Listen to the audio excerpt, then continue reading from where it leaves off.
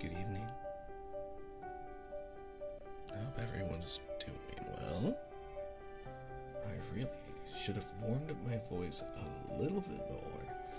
Hold on, I'm quite loud in my own ears. There we are. Alright. So, welcome to our second Love in Deep Space Anecdote reading. Tonight, we are going to go through all three of Xavier's stories. Now,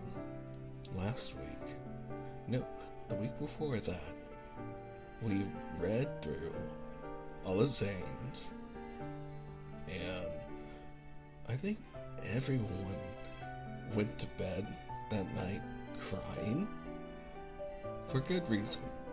And I think the audio might be a little loud. Let me turn it down.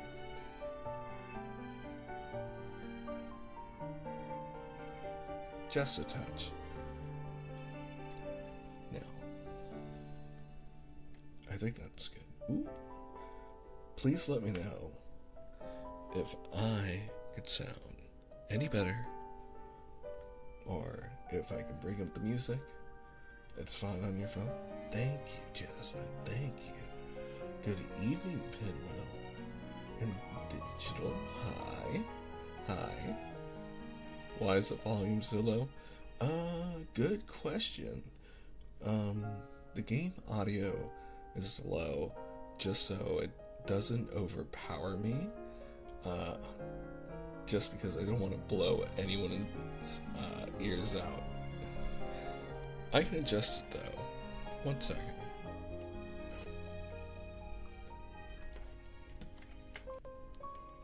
You might hear wire ASMR.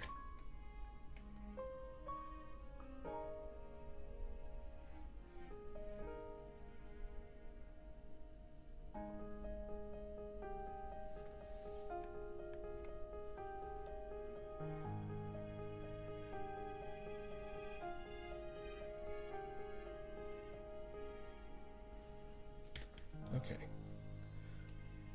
I turned myself up just a touch. But I don't want the... No, you're talking about my voice. Oh. I always have to, like, work to find that, like, perfect spot to, like, talk into people's ears. I'm still new to ASMR, but I'm gonna do my best. It's fine now. Thank you. I'm a little nervous.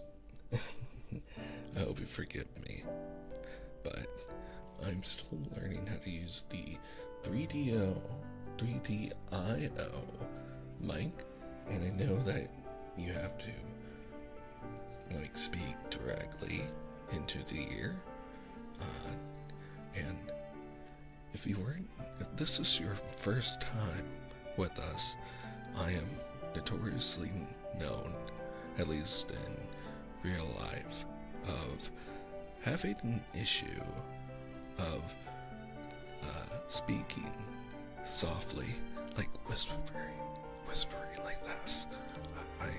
I'm not good at it. I just have a deeper voice, so it's hard for me to keep it at a lower volume. So even now, from maybe my past experiences, I get nervous about getting near your ears because I don't want to like hurt anyone.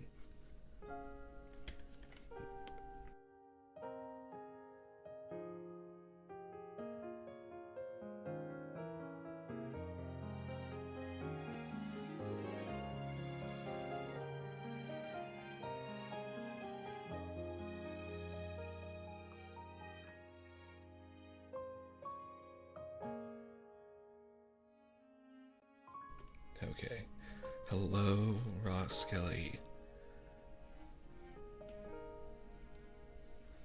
Yes, but tonight I'm excited to read about Xavier and learn more about him. As a lot of people know, he's not too high on my tier list. But let's go ahead and dive into the story. A special vacation from love and deep space. Chapter 1.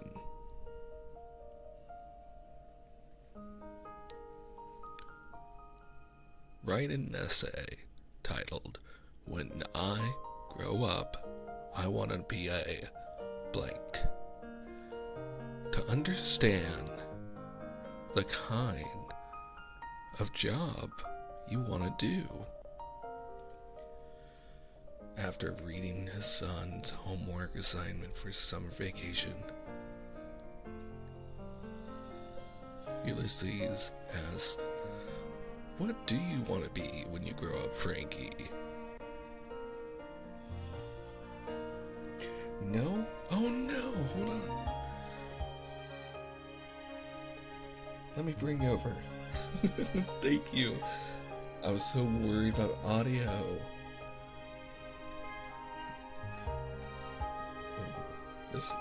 This music is really nice.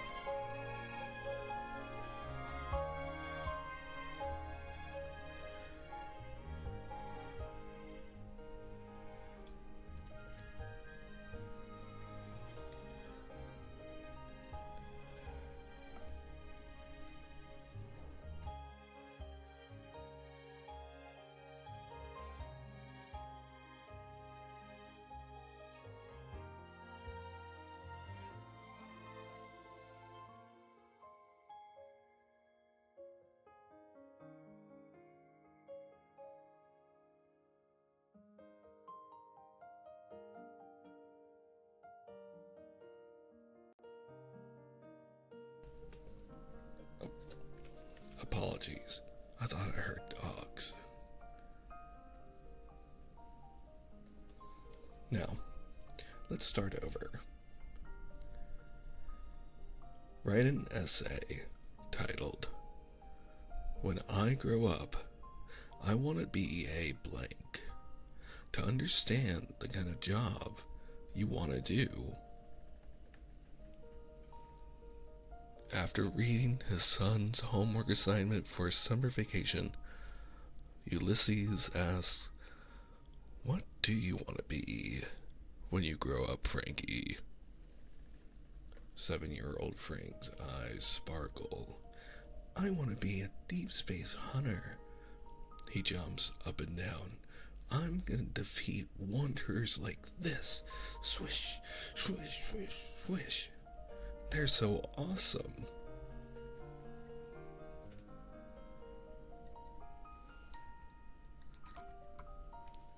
Oop.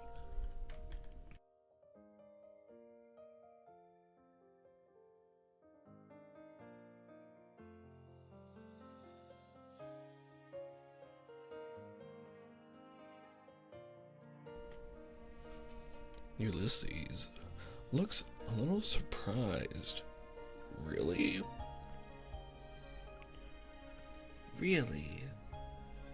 Smiling, Ulysses pulls his son onto his lap. "I have a friend who's the deep space hunter. In fact, he's the best of the best. Do you want to go to his place and have him teach you how to become one?"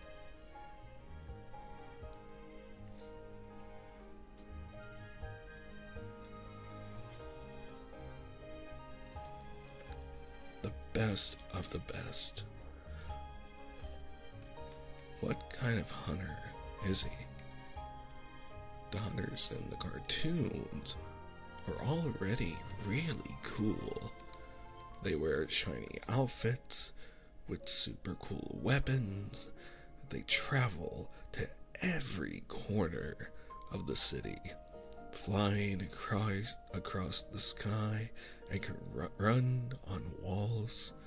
A single move is enough to maze the world. If there's a hunter better than them, doesn't that mean he'd be cooler?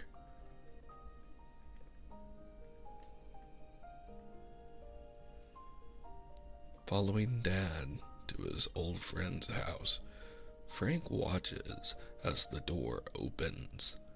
He's filled with longing and anticipation. Then, he's stunned. The man inside is wearing a pair of white slippers and regular pajama pants. There was no shiny golden outfit. He didn't transform.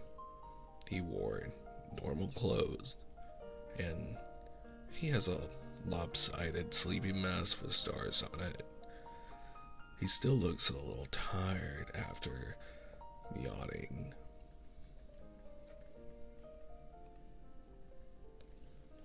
This person is a deep space hunter? He talks to Dad, but Frank doesn't pay attention. He could see the question mark on the man's face. It changed into an exclamation mark, then ellipses. After that, he kneels down to look in the eye. Hello, my name is Xavier. His voice, it doesn't seem like he would shout a catchphrase. Frank's heart beats frantically in his chest. He grabs the hem of his father's shirt and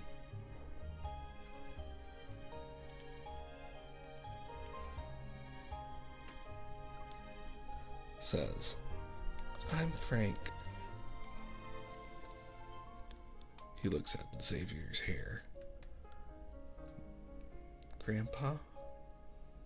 But looking at Xavier's face, he's unsure. Uncle? Xavier lowers his head, scratching his neck. Xavier is good enough.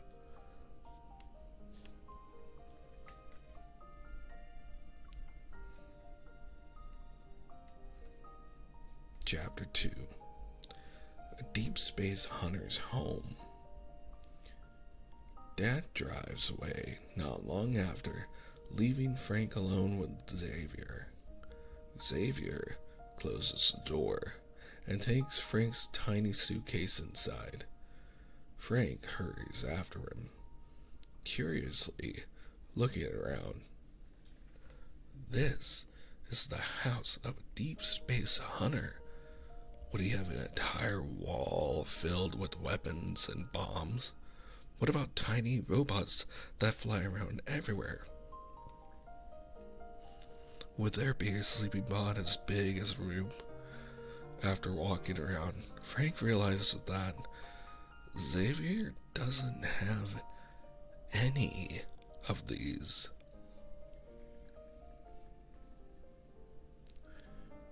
Mrs. Xavier, where's your armory? Xavier is pressing some buttons on his juicer.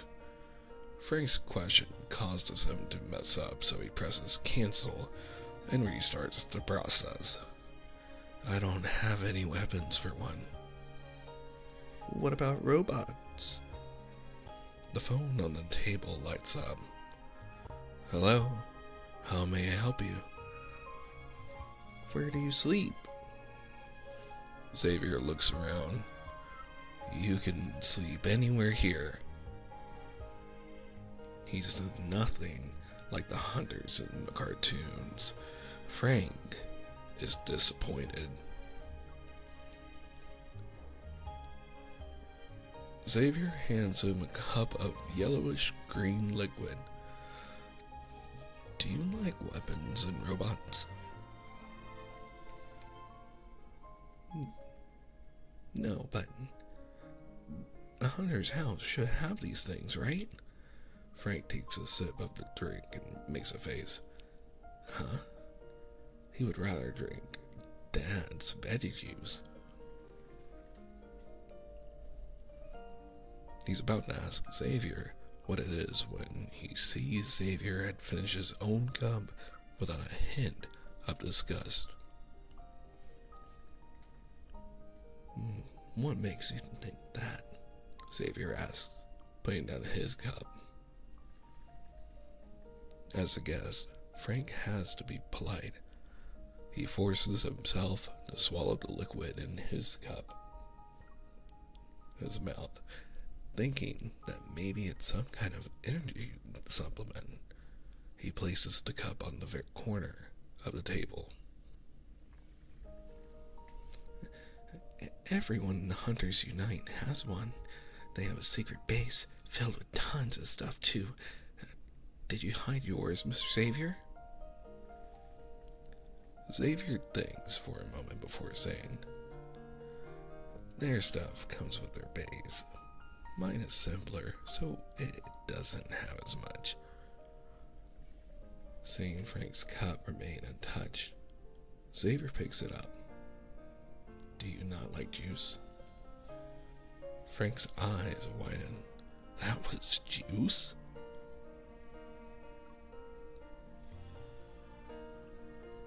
Everyone in Hunters Unite is so strong.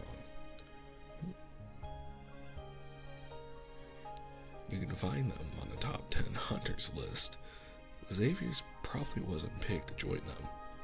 No matter what kind of hunter he is, he should be going out every day to defeat wanderers and save the world, right?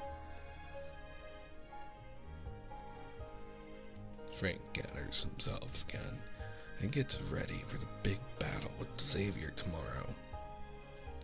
But the next day, when Frank looks for Xavier in the morning, he finds him asleep in the living room, wearing a jacket.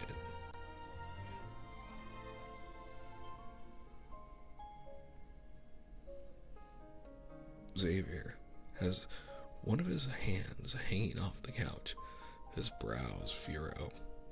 In the bright sunlight, stuff shimmers on his shoulder. They remind Frank of specks of light or even pieces of glass.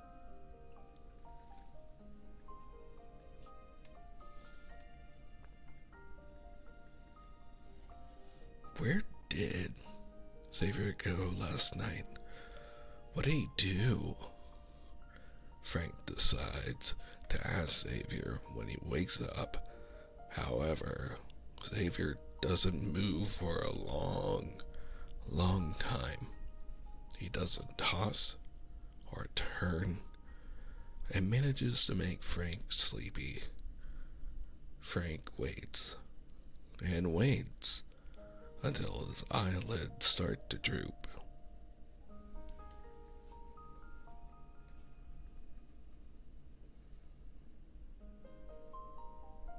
When he opens his eyes, Frank sees Xavier in the foyer, hand on the doorknob, ready to head out.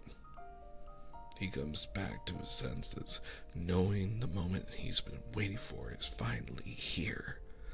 Frank runs over. Where are you going, Mr. Xavier? I want to go too.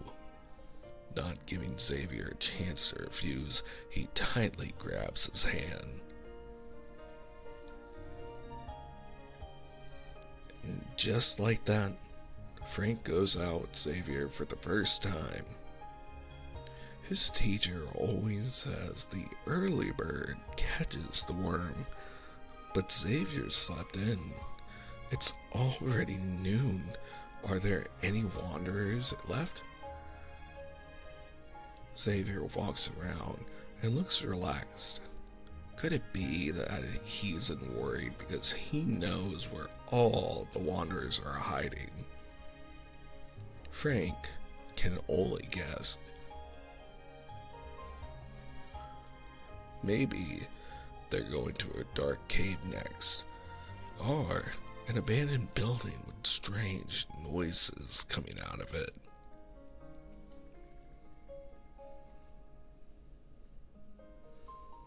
After 10 minutes, Xavier stops walking. In front of them is a hot pot restaurant. It's lunchtime, so a lot of people are here. Xavier sits by the window, glancing at the menu before ordering with a frightening familiarity.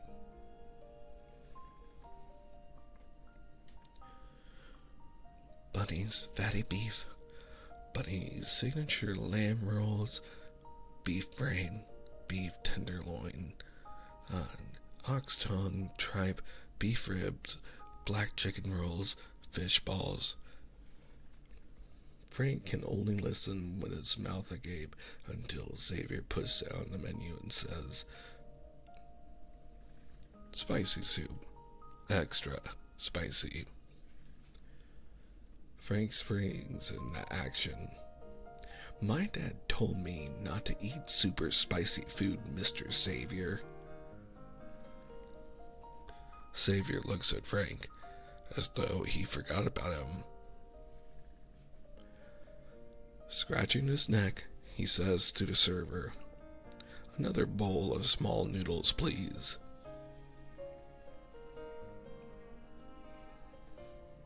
Frank takes the rabbit-themed bowl when it's put down in front of him. He watches Xavier dip the red meat in the eagerly red soup. Frank is speechless. He quickly snaps out of it, though, when he realizes something. You need a full stomach to fight vicious wanderers. Otherwise, where else would you get your energy? Everything Xavier does has a reason. So, Frank happily eats his noodles. He puts his bowl down and stares at Xavier. Are they going to fight wanderers now? Frank was wrong again. Half an hour later, they arrive at the supermarket. Xavier pushes around his shopping cart, passing by the numerous aisles in the store. He browses the shelves slowly, sometimes even asking for Frank's opinion. Which one do you like better? Which one do you think is better? Xavier asks. 30 minutes later, they arrive at a bookstore. Behind the counter is a scary-looking man with a large beard who smiles at them. Frank hears the man talk to Xavier like they're the same age. Then he says something that he doesn't understand. What's a vegetarian? What are meal plans? Then, finally, Xavier leaves the store and takes Frank home. Frank is at a loss. Where are the wanderers? Why would a hunter like Xavier not fight wanderers? Frank thinks, then realizes that like children getting 2 days of holiday after 5 days of school, Xavier doesn't fight wanderers every day. So, once Xavier's done resting, he'll go fight wanderers, right?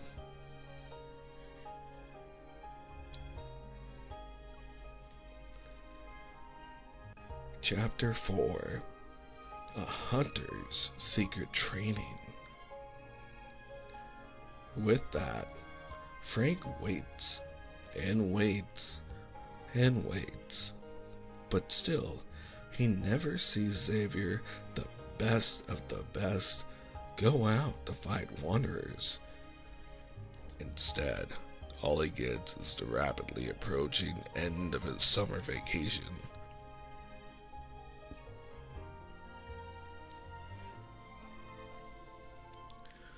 A week later, unable to wait anymore, Frank takes out his homework assignment and starts writing.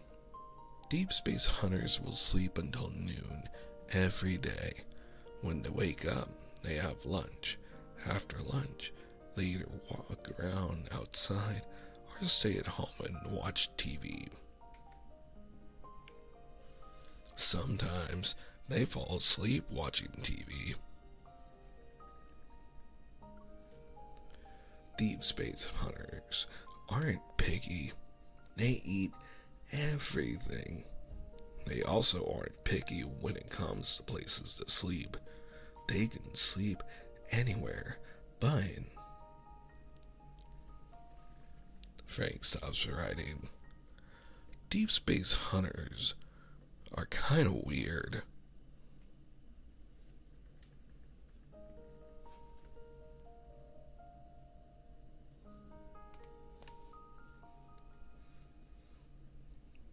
One night, Frank woke up to use the bathroom. He saw the balcony when he passed by, but as it came out, a shadowy figure stood on the balcony, scaring him. It's me. Mr. Xavier? Yeah. Xavier enters the living room and shuts the balcony door behind him. Its shadow elongates under the moonlight. Did you fight wanderers, Mr. Xavier? Xavier remains silent. It starts to head to his room. His body is covered in shiny stuff again, but Frank can't see him clearly.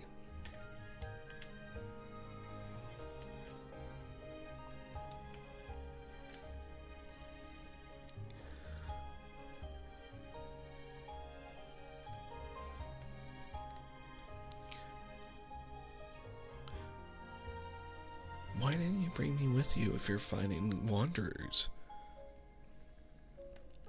Xavier pushes Frank to his room as he walks. Go to bed. If you're not tall enough, you're not allowed to fight wanderers. Okay.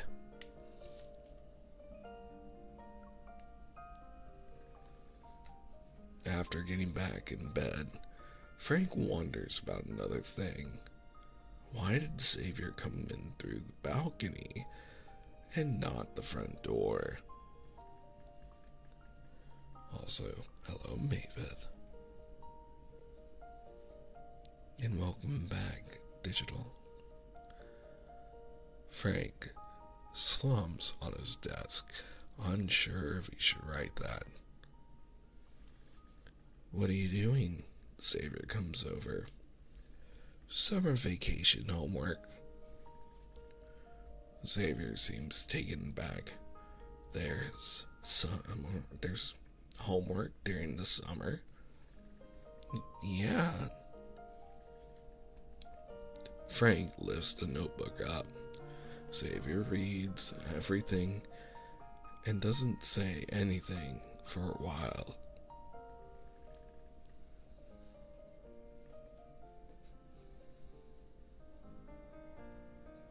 If all I need to do to be a deep space hunter was sleep and get taller, that'd be great, but it's not like what I thought it would be. Xavier sits down by the desk. Actually, that's not what being a deep space hunter is like.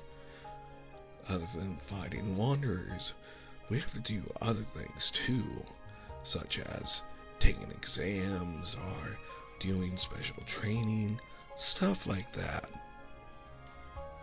But I never see you fight wanderers. That's because it's been peaceful here in the city.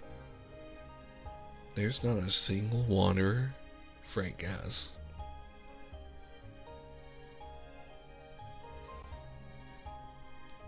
Xavier thinks for a moment. There are more hunters nowadays, and they're all very strong. Every time there's a wanderer, they defeat it before I even know it's there.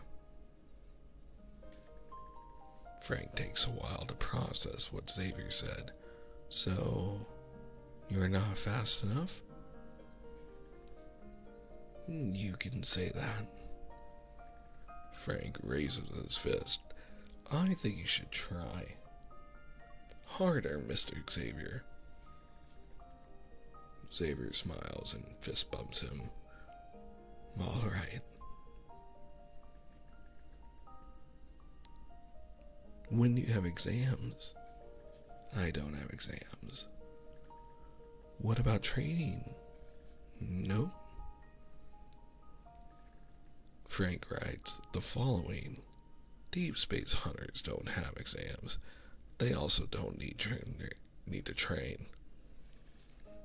Xavier grabs his pen. I don't have to train right now, Xavier says after a long while. but I can work one session in.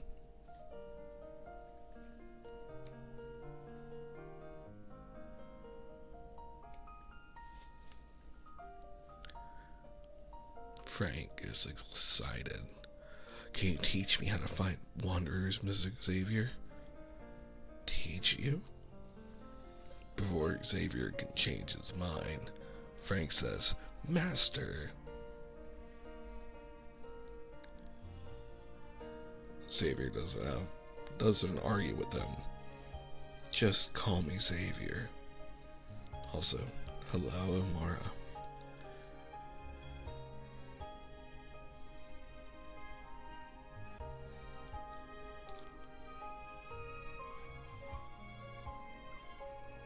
One second, take a sip of water.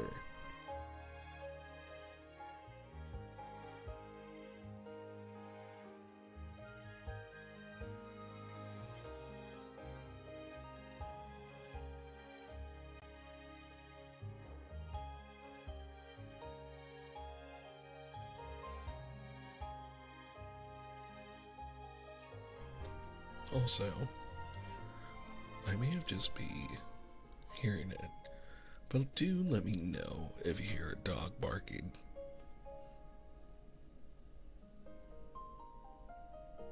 I want to make sure you have the comfiest time here.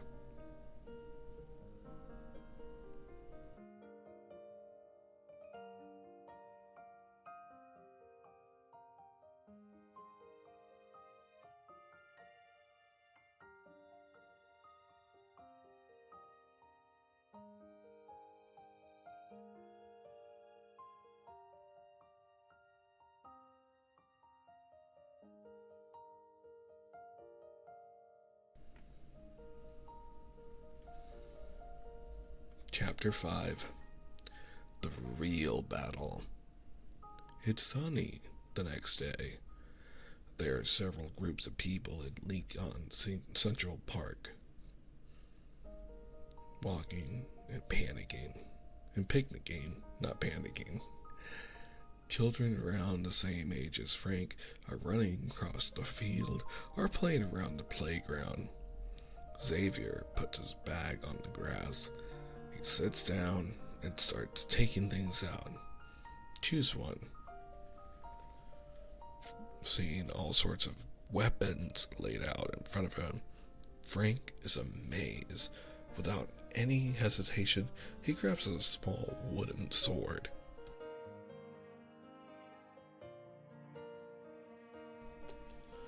I want this one. He swings the sword a couple times, then notices Xavier picking up a stick. We're sparring, right? Are you looking down on me, Mr. Xavier? If you can knock the stick out of my hand, then I'll swap to a better weapon, Xavier says. 10 minutes later. Frank is out of breath. Xavier sits unmoving with the stick still in his hand. A sword doesn't suit me. Frank throws it away and picks up a water gun. He rushes to the fountain to load his ammo and comes back chest puffed. Xavier, as calm as ever, swaps the stick with a paper cup. Another 10 minutes pass. Frank accidentally squirts himself with water. Xavier pours out the water in his cup. His body is completely dry. A gun doesn't suit me either. Frank tosses the water gun away and gets a pair of maracas. Xavier picks up the stick again. He breaks it, holding each half in both hands. Another 10 minutes pass. Frank is drenched in sweat. He's a little dizzy with the sun beating down on him, and his palms are red from training. Despite not having touched even a hair on Xavier's head, he's happy. This is the first time he's seen Xavier act like a deep space hunter. Is this how you train to be a hunter, Mr. Xavier? Unexpectedly, Xavier shakes his head. No. But aren't you teaching me how to fight wanderers? Xavier looks as if he hasn't heard Frank. He stands up and looks around. Frank asks again hurriedly, only to hear Xavier say, "You haven't even beaten me once." Critical hit. Frank stands there in shock. All the doubts he had early return. This so-called hunter doesn't own anything cool. He doesn't have any weapons or fought any wanderers. He's always doing strange things. He even lied about training him. Is Xavier a liar? Frankie, wait for me here. I'm going. Seeing Frank's expression, Xavier pauses. What's wrong? Upset. Frank is on the verge of tears. Suddenly, there's a loud explosion. In a split second, he feels someone pick him up. Opening his eyes, Frank is stunned. He looks at the source of the sound. Xavier covers Frank's eyes with his hand. Don't look. The wanderers are here.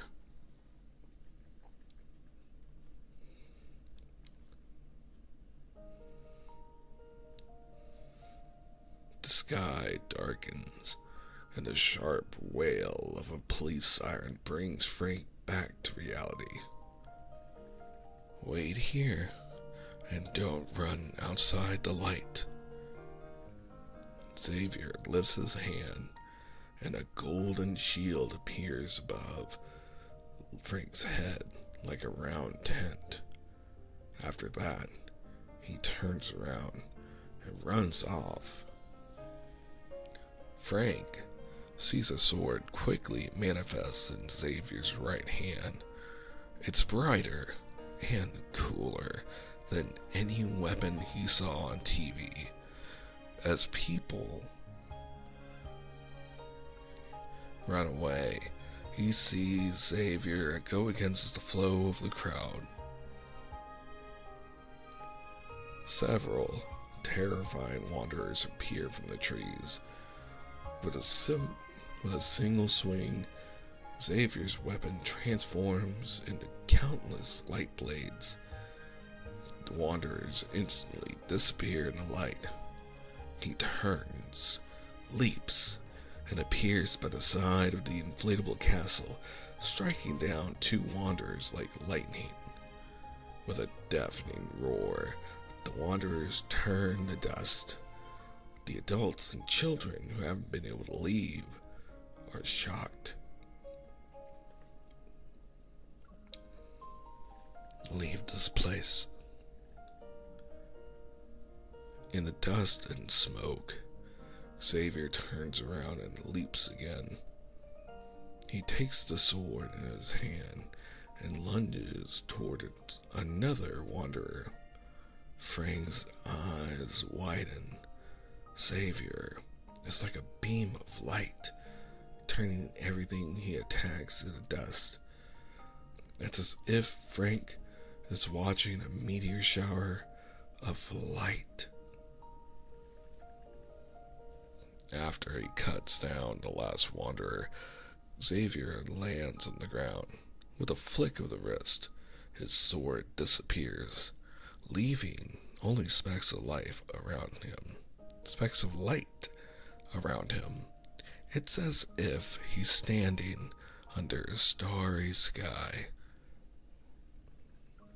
Frank is stunned.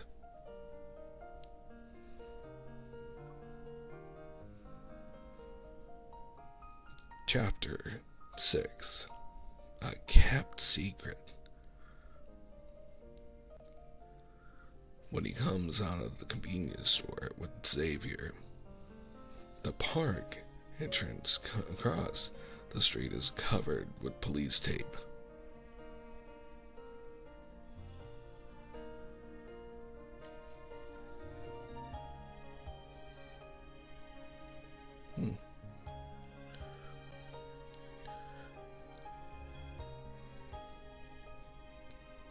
Police cars and ambulances are everywhere, and people with cameras are also running around.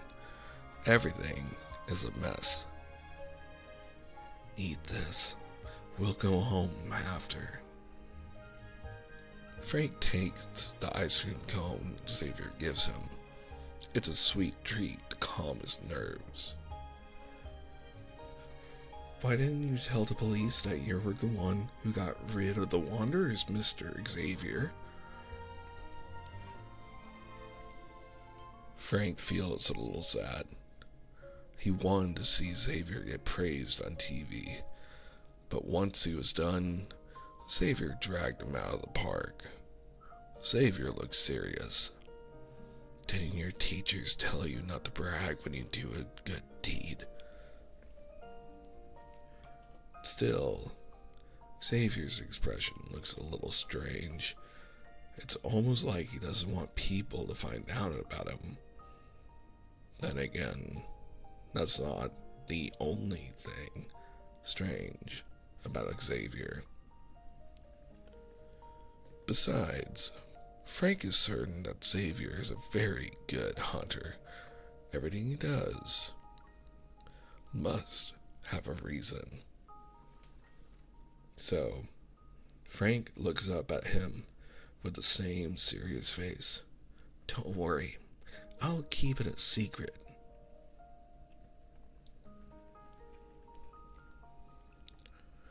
On the last day of summer vacation, Ulysses arrives to pick up his son. Ulysses sits on Xavier's couch, reading his son's passionate essay.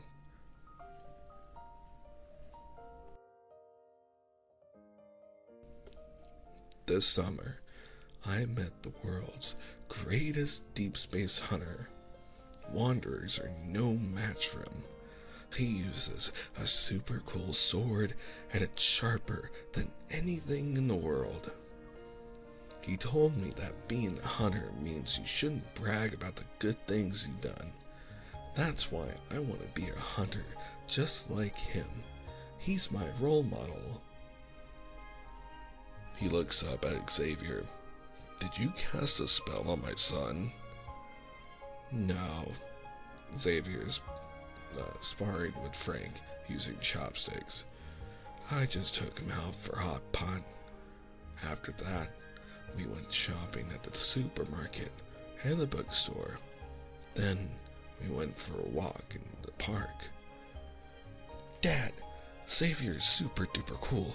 He eats the greatest hot pot and his walks are awesome. But I can't tell you exactly how amazing he is because Frank looks at Xavier. He's still wearing a normal t-shirt, normal pajama pants. But now, in Frank's eyes, those are better and stronger than any armor. Because it's a secret between me and Xavier.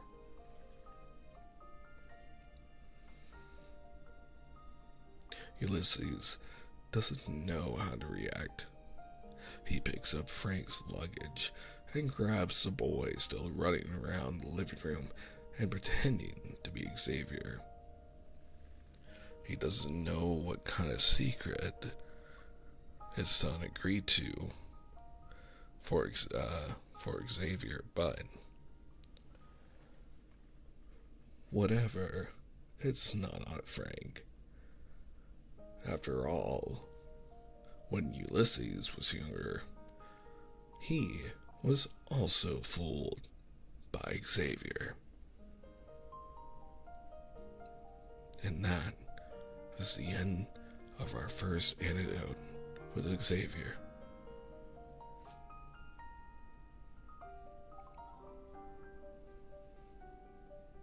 So, I've learned that Xavier is incredibly old, like Gandalf, but a better looking Gandalf, it seems.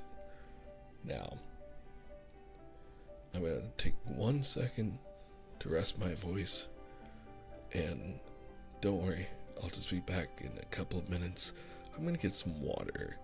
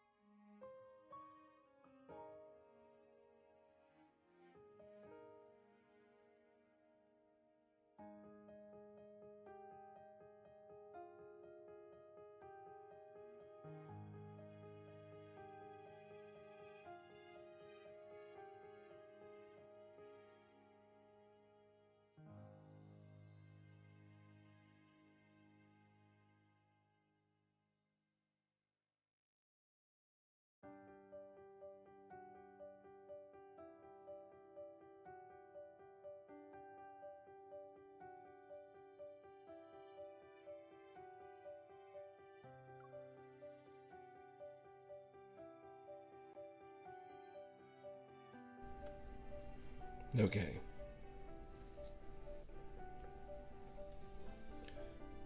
Welcome back, everyone. Now, that was an unexpectedly cute story. I wasn't expecting Xavier to be a babysitter or capable of doing that, but it makes sense now that I've read it. Let's go ahead and move to our second story. Oh, I have the skin. Nice. Well, outfit, I guess. It's very nice. It saved me in a couple of deep space trials. But this story is called Passing By.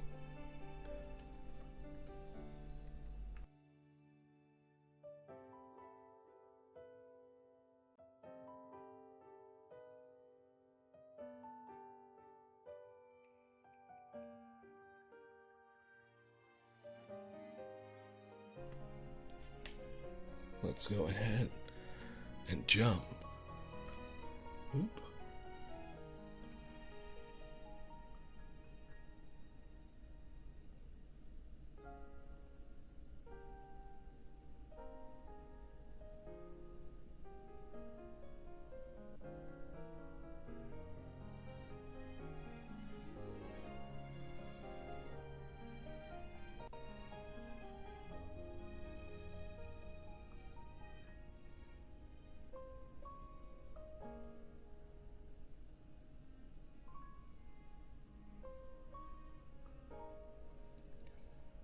Sorry, had a slight technical difficulty.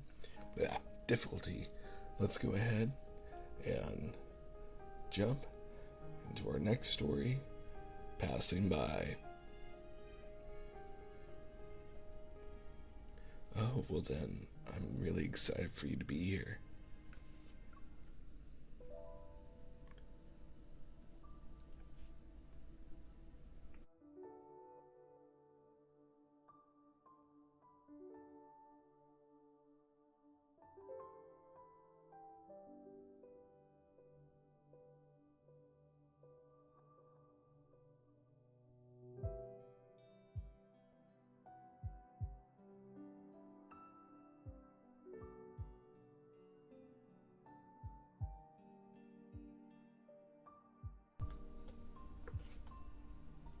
Chapter 1, Team 013. 16 years ago, spring, prior to Arthur's memory decaying to a point where he couldn't remember anything. Not long after the new year, many of Lycon's residents still basking in the holiday spirit. However, Bloomshore District Special Task Force, especially Team 013, was in a panic. After 5 long years, they were welcoming in a new recruit. Heard his evol is light or something. He's usually only responsible for providing light and scouting a path during missions support role. It's not that impressive. Impressive people won't be sent to our team. Staying here for a year is almost like being buried in the ground for a decade. So he's just like us, a nobody. Luke hands over the newcomer's information to Tommy. Is he here to also fix our hallway's lights?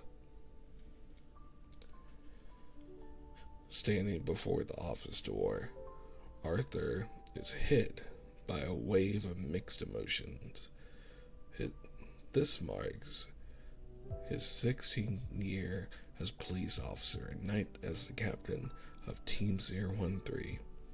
And welcome to the Shiny Squad, Johanna. Welcome.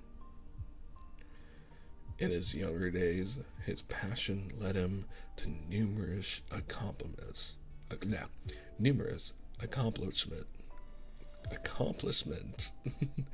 but a severe injury from a high-risk mission 5 years ago significantly diminished his mobility. Having recovered since then, Arthur did some mental calculations.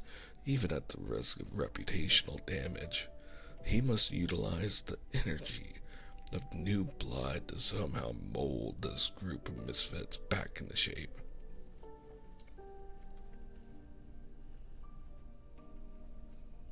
Attention everyone. Arthur swings the door open, breaking the chatty atmosphere. 3 o'clock in the afternoon, the rookie will report for duty. We only got 2 hours left, so we need to start preparing. Tommy, are you working part-time as a junk collector? This pizza box has been here for weeks. Throw it away. Arthur is completely oblivious to the neck pillow he's still wearing. And this figurine on your desk, Luke.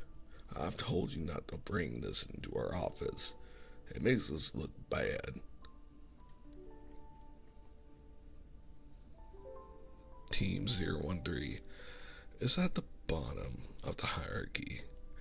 After numerous reshuffles, they have been whittled down to a single captain, 2 officers, and a support technician who has just submitted a transfer request. They're hardly what one would call a team. In their early years, They made a name for themselves by solving several major cases. However, their present has nothing of their past luster, marked by a lack of talent. Their reputation has taken a hit due to failed investigations. When the department relocated, they were left behind to handle the task of sorting through a plethora of old files. To this day, they still inhabit the old building.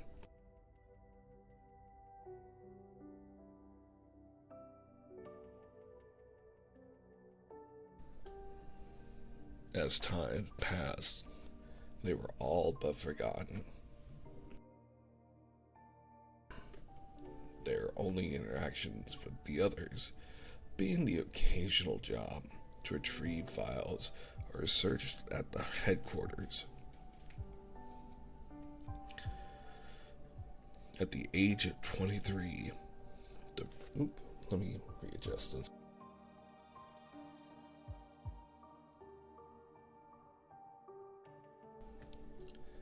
At the age of 23, the rookie Xavier stands before the door, holding a cardboard box. His uniform is neat, and his expressionless face clean. He sticks out, being the only living person in this otherwise gloomy hallway. Excuse me? As the door swings open, a group of people in the midst of their hustle and bustle lift their heads. They are dumbfounded by the face illuminated under the bright white light. A college student? Has he graduated yet? Everyone who comes here is just a bunch of pretty boys. Slightly awkward, Arthur clears his throat, signaling for everyone to quiet down. His eyes, filled with anticipation, move to the newcomer. You must be Xav, right? Why don't you introduce yourself? Xavier, male, 23. I'm the newest member. I look forward to working with you. The young man says, heading straight to an isolated desk in the corner. He places the cardboard box beside the computer and silently starts to arrange his things. Tommy and Luke simultaneously exchange disgruntled glances. What's this guy's deal?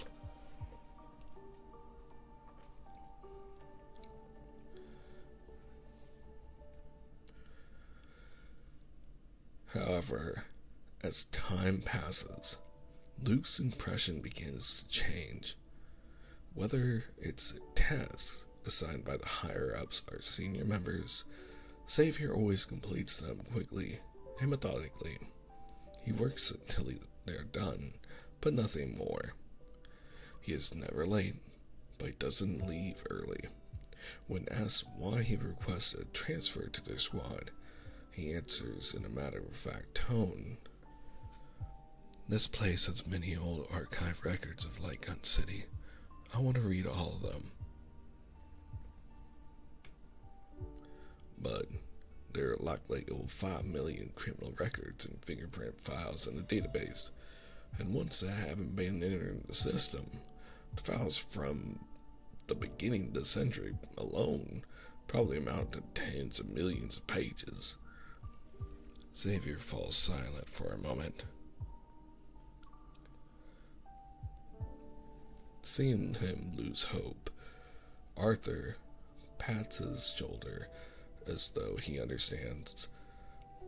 It's good to like reading, but you can't spend all your time in the archives.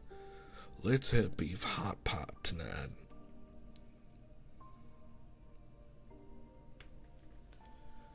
Xavier doesn't like a lot of things, but he's very enthusiastic when it comes to eating hot pot. Watching as Xavier orders plate after plate of beef and lamb, Arthur is relieved. Knowing a person's favorite things is basically getting closer to them. During a mission, Xavier was injured in an attempt to rescue someone. He spent nearly half a month in the hospital. After being discharged, he insisted he didn't mean to rescue that person. He even claimed the incident had traumatized him. He ended up applying for a desk job as a logistics manager. Like a forgotten cactus on the windowsill, Xavier lives a simple life, thriving amidst the winds and the sun's harsh glare.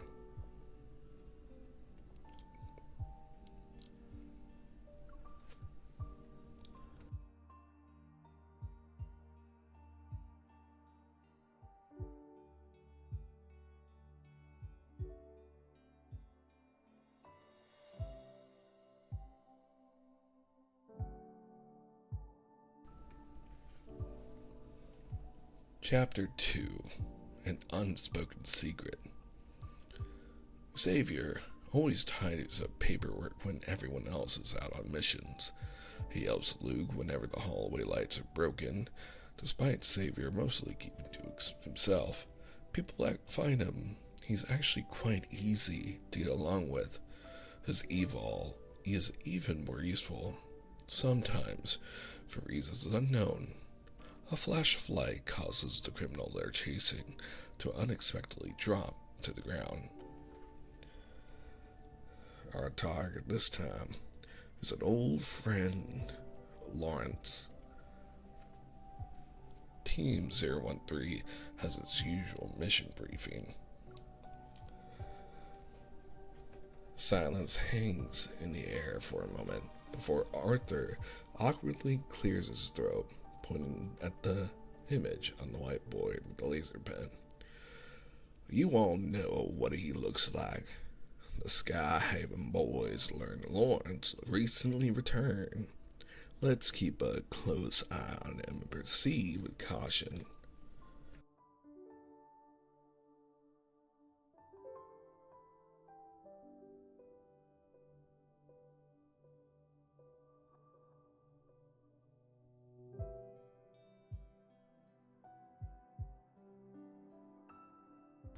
Apologies, I just need to stretch my leg real quick.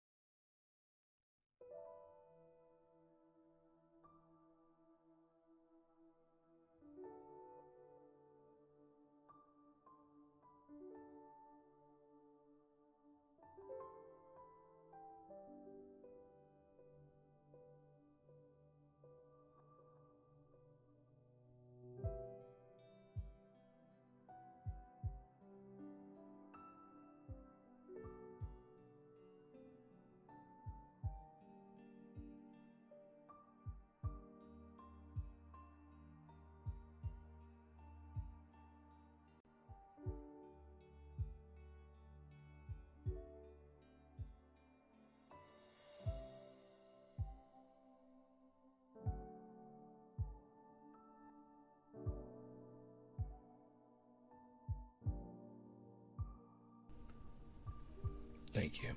Sorry, I was sitting in one spot quite a while, so I just needed to spread my legs. I appreciate the patience. Anyway, continuing on.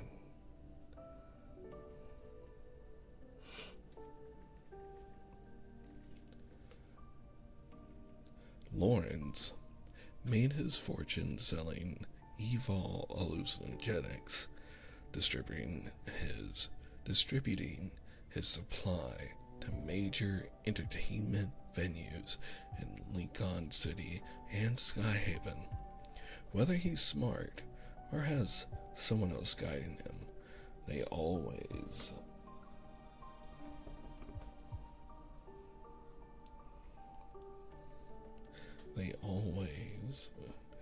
arrive either too late to find him or the goods are gone. They can never catch him.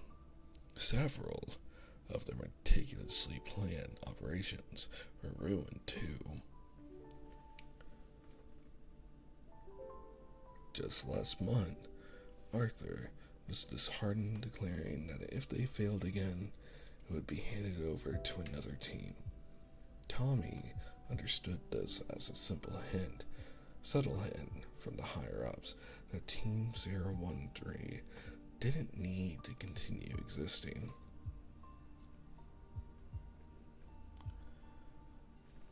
Our mission this time is rather unique, Arthur says, surveying the group.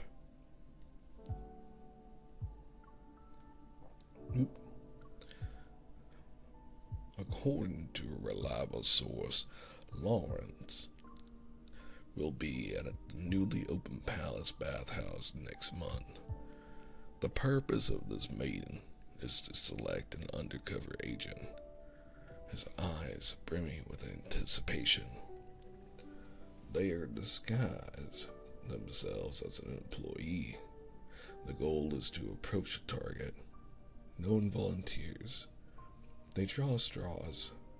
As they all unfold the crumpled slips of paper, a collective sigh of relief is let out.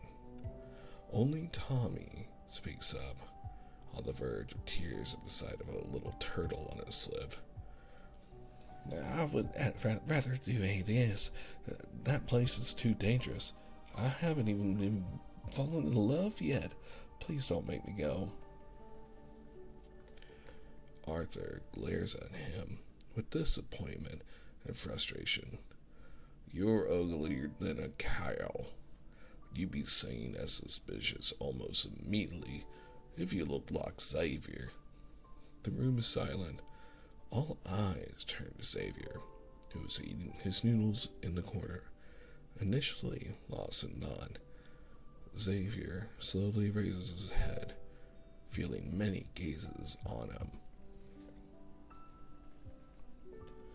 The city's most renowned entertainment district is a short 100-meter street, tidily ensconced by grand, imposing buildings.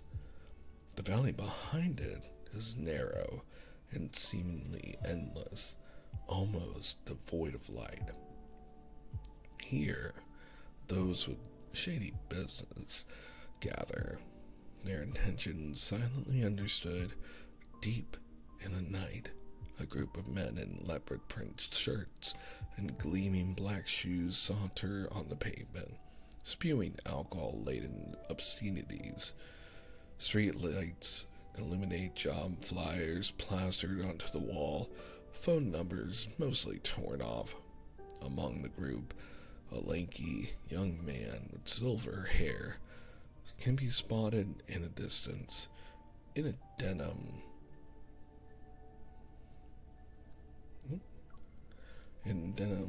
shirt and jeans. He leans against a lamppost, engrossed in the music from his headphones. A middle-aged man, cigarette hanging from his lips, approaches and sizes up the young man engrossed in his phone. High school student. College. Ah, an adult. What brings you here? The young man removes his headphones. I'm looking to make some quick cash. Do you know how? Wayne leads Xavier into a private room on the top floor of the palace bathhouse. As he pushes open the door, a middle-aged man in his 40s is seated in the farthest corner, pouring tea at a mahogany long table. This is the man in charge, Roman. Hello, Roman, Xavier says, following Wayne's lead in the greeting. I'm Bob. Roman, looking like he's had a long stay in the underworld, scrutinizes Xavier. His gaze lingers. Hello, double chocolate chip. Just as Xavier begins to worry his identity might be exposed, then it's time to do plan B. The man abruptly stands.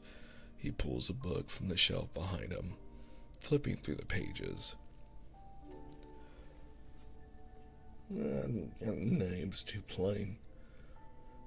It doesn't suit our palace, Rowan says. He looks at Xavier. Christian. We'll call you Christian. The palace has only been open for a month, staffed by young people around the same age as Xavier. After receiving his uniform and work badge, Xavier promptly completes his onboarding. The moment he finishes, his supervisor urges him to clock in. Where's Alexander? The supervisor anxiously scans the area. What? A stomach ache? Then who'll go with Fontainebleau? Roman said he wanted to show this badge to Lawrence. Xavier willingly raises his hand. I can go, sir. You're the newcomer, aren't you? The supervisor sizes up the young man. Realizing he doesn't have a better solution at the moment, he nods. Lawrence is here to discuss business with our boss today, so mind your words. The supervisor, watching Xavier leaves, mutters to himself, handsome fellow. It's a pity he's dealing with this.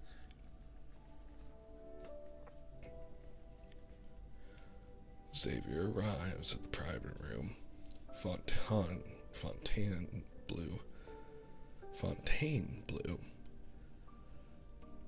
Two bodyguards stand at the door, only allowing him to enter after a thorough search. As Xavier steps inside, a client is already lying on the massage bed. He pushes the tool cart to the side of the bed, simultaneously retrieving the essential oil and slipping on the glove. Hello. Is this your first time here? Could I interest you in our membership? Hands press onto the man's spine, the third vertebrae, the fifth. By the time they reach the seventh, a strong pressure causes Lawrence to almost scream from pain. As he tries to lift his head, he realizes he's being held down. He can't move. Where's your supply? Who are you? Lawrence gasps. Let go of me. Help. Ouch. Someone breaks through the door, and a group of guards instantly appear at the entrance. Xavier looks at them and releases Lawrence. Don't you know whose turf this is? Lawrence snatches a gun from one of his men.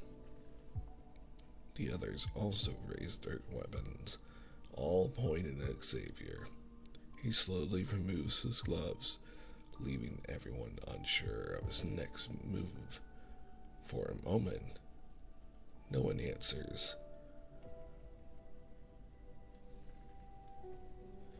Without even seeing Xavier move, some of the men are knocked down by a sudden burst of light.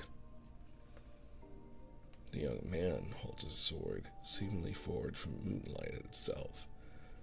By the time Lawrence comes back to his senses, all of the men around him have been taken down. Xavier walks up to the man, kicks him, then uses the sword to lift his chin. Can we talk?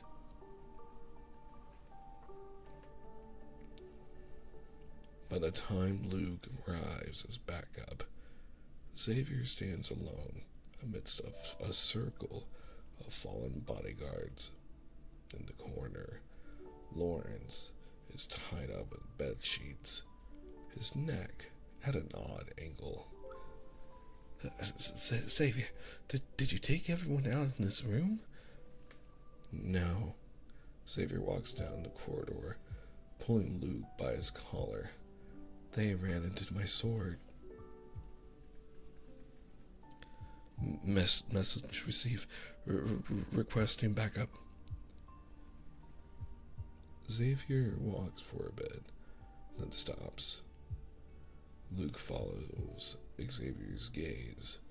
A flood of men in black suits spill out of the elevator.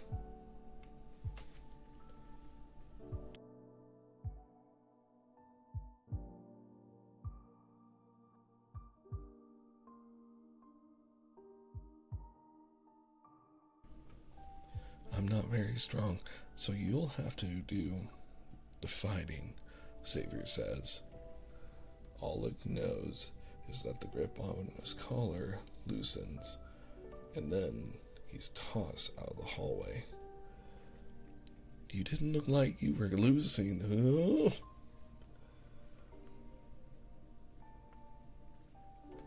Half a month later, at the commendation ceremony, Luke scratches his head. Under the fervent gaze of his fellow officers, he steps onto the stage to speak. I'm not quite sure what happened myself. Seeing all those people, I steeled myself.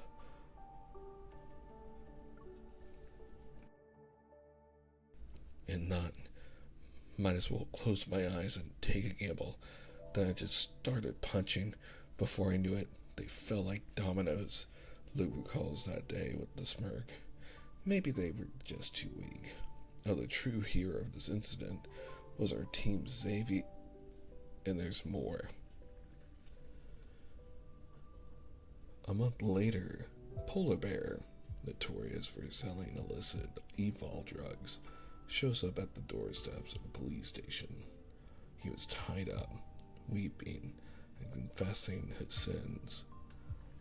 Another 2 months later, Cash, who had been using his evil to do telecom scams, is found live streaming on MeToo, dramatically slapping himself. Tears stream down his face as he implores everyone not to trust calls from unknown overseas numbers. 3 months later, in the light of the outstanding performance of Team 013, the High Commander temporarily reassigns Luke and Tommy. It's good for further career development, but both of them refuse.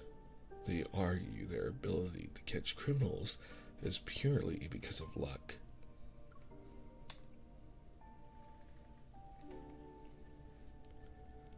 They felt inadequate being in more important roles. They're open to temporary reassignment, but are firmly against a permanent transfer for reasons they can't quite articulate. Ever since Xavier joined, their previously inept team somehow found their fighting spirit. As for who brought them luck, and whether Xavier is as simple as he appears to be, no one wants to know. Everyone seems to have an unspoken understanding to guard this secret.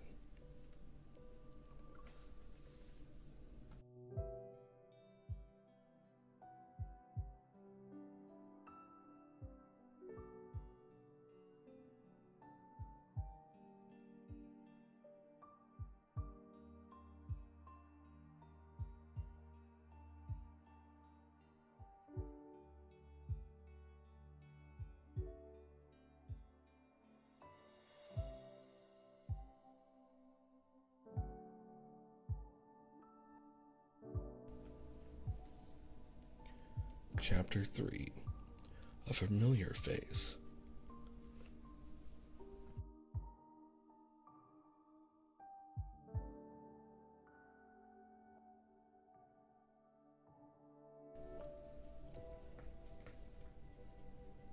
As the year draws to a close, the medals and recommendation letters from headquarters arrive. Tommy and Luke, two men on the cusp of their 30s, hug each other in a tearful embrace. For a moment, it's unclear whether Luke is crying from being overwhelmed or from the prickling pain of Tommy's wire bristle stubble. After years of being underdogs, recognition finally came, reigniting the dreams of many. Luke pushes Tommy, rubbing his own reddening neck. When Tommy goes to hug Xavier, Xavier places another pot of cactus on his desk, creating a barrier between him and the others. Tomorrow is New Year's. I haven't finished sorting out this year's files yet, and yet I won't be able to make it home again. Hey, I'm going to be at home alone too. Someone's going to have to keep watch here. How about we do this together? Xavier, will you be here tomorrow? Xavier. Seeing Xavier about to shake his head, Luke quickly adds, "There's plenty of meat. You can eat as much as you want." Okay.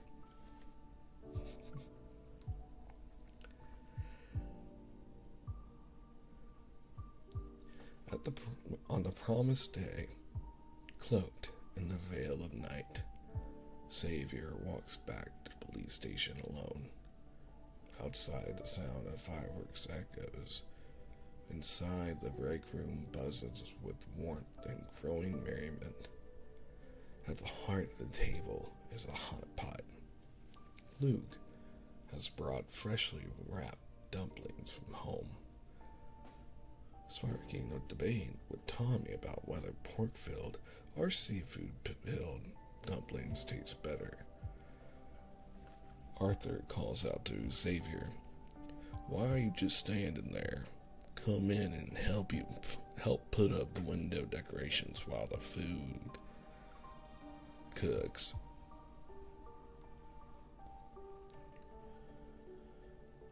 Once the dumplings are eaten, snow begins to fall. The room is very warm, prompting Xavier to step outside for some fresh air. Not long after, Arthur follows him, handing him a can of beer while lighting up a cigarette. "Last month, while doing inventory, I found a file missing from the archive," he says, exhaling a smoke ring without glancing at Xavier. "SD199402122. An event that happened decades ago." Whoop. Oh my goodness, I'm so sorry. "The involved party is long gone, and the office gave up looking into it. I wonder who still cares about this case." Xavier watches him in silence, patiently waiting for what will be said next. I merely requested for your personal files from HQ.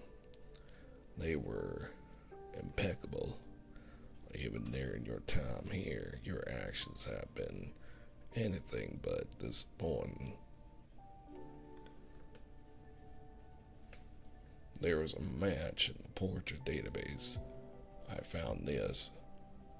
Arthur turns to Xavier, handing him a picture.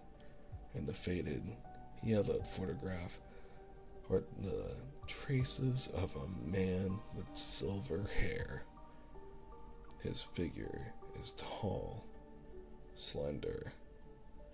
All that remains is a blurry white silhouette. Everyone has secrets, he chuckles, exhaling a ring of smoke. The older we are, the less expectations we have for the new year.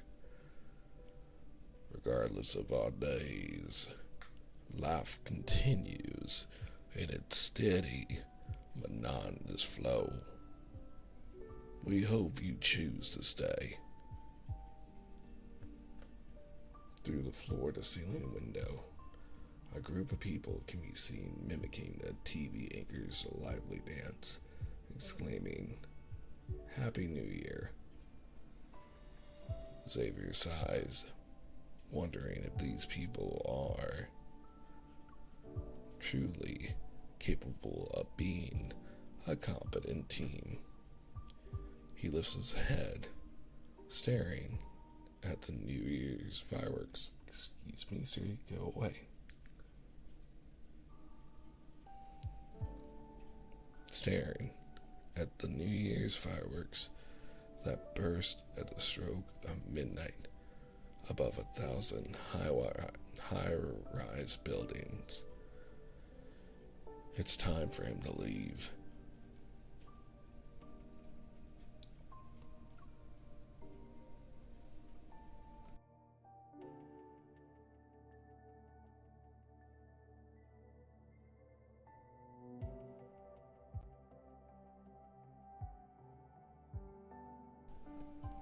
Chapter 4. Old Friend.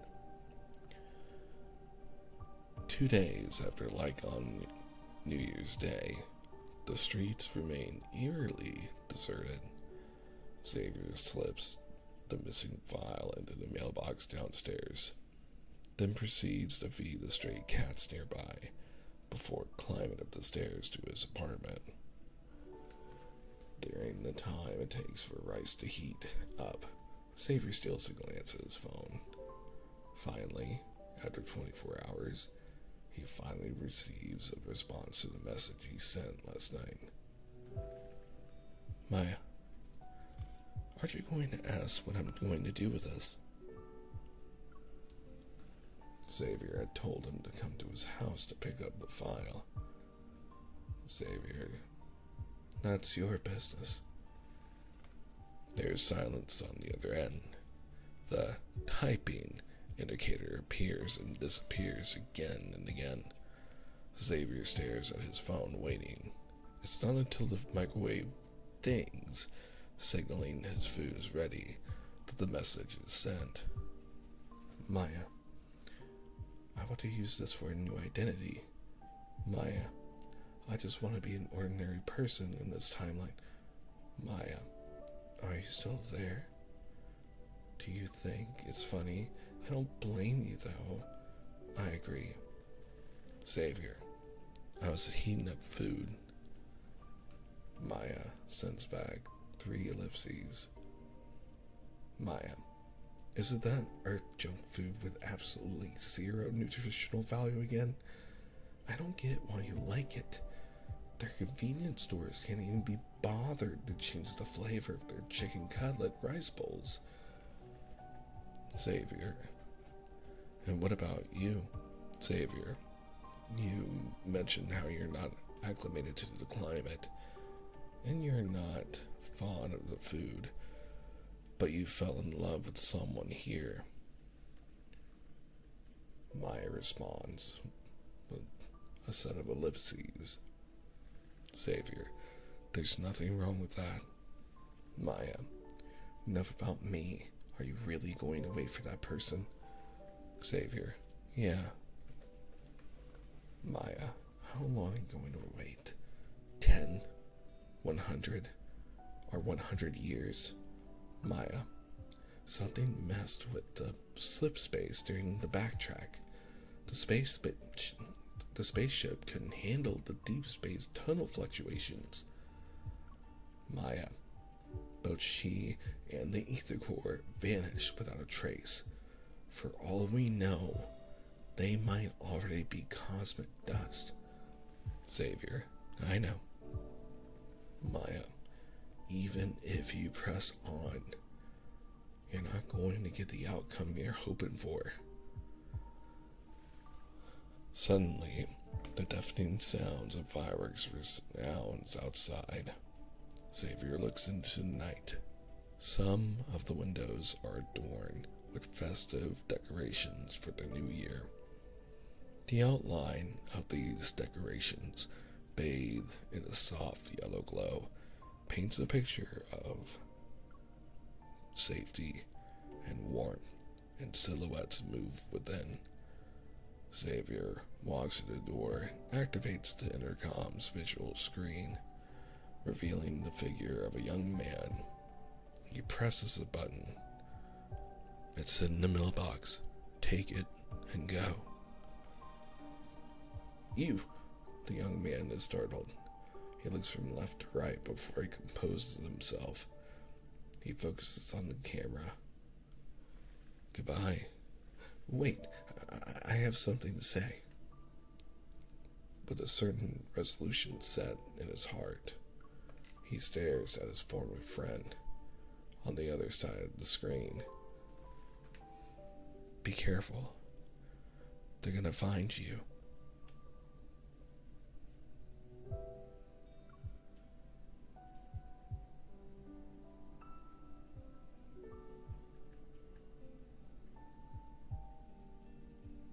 I wasn't expecting it to be so sad.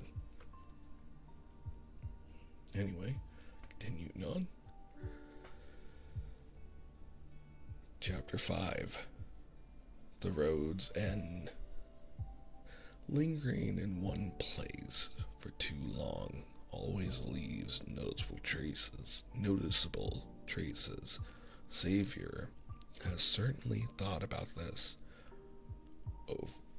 Over the years, he has walked many paths only to realize that there is no real difference between them. Despite their inevitable end, these paths are still worth treading. The fire blazes with such intensity that it leaves no chance for survival. Everything burns, leaving nothing to die. He decides to die in this fire. Xavier turns his gaze to the abandoned factory, which appears much like a military base. The criminal chose a good place to hide. He drags the unconscious man onto the snow, retraces his steps, and discards the man's identification and baton in a corner. The signs of a struggle have been set. The flames surge even higher, lighting the night sky. A few residential buildings are lit, and soon the urgent wail of a siren echoes from afar. At the bus stop, Xavier watches a police car speed by. As he prepares to board the bus, there's a cry behind him. He turns and finds the little girl sitting alone at the corner of the road under a street light. The girl is young, a dirty rabbit plushie lying at her feet. Upon seeing someone approach, her sobbing gets worse.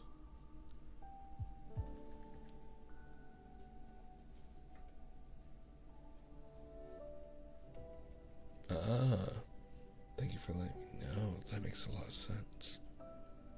Huh.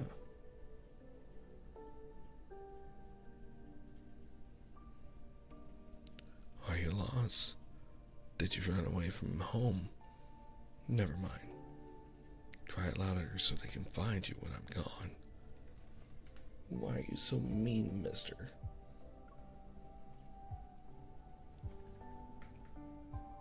The candy in your mouth hasn't even melted yet.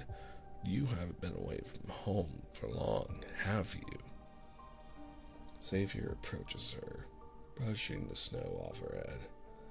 Since you live nearby, you should hurry back. And what about you? The little girl looks at him. Did her curiosity overpowering her fear? Did you run away from home? What is that shiny thing around your neck? Xavier rubs his neck, choosing the easiest question to answer. I'm leaving soon. What a coincidence, a voice suddenly rings out from the other side.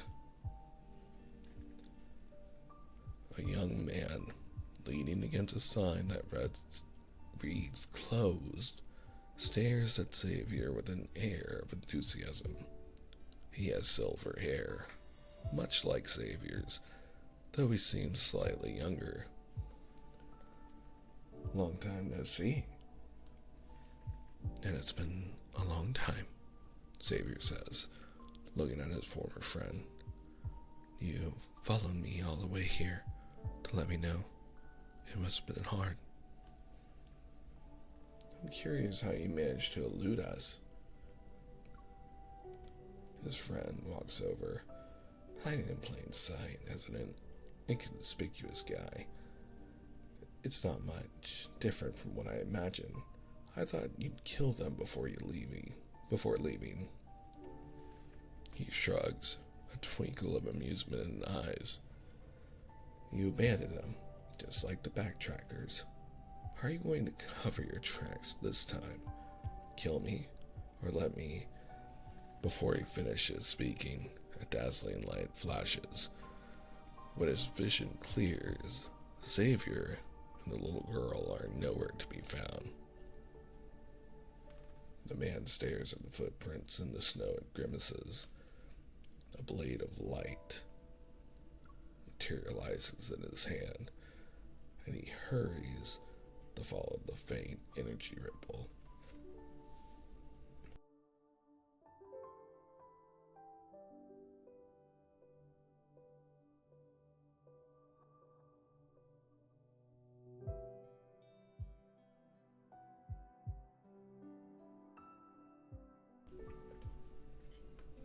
Just a street away, Xavier lands in a narrow alley, cradling the girl in his arms.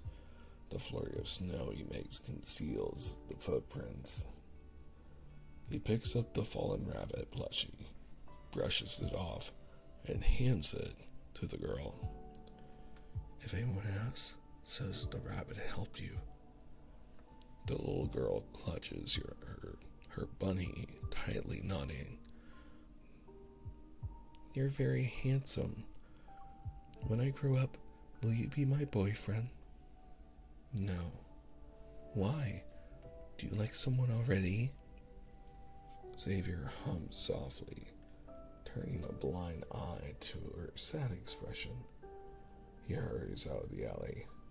I'm leaving now. You can watch the shooting stars later.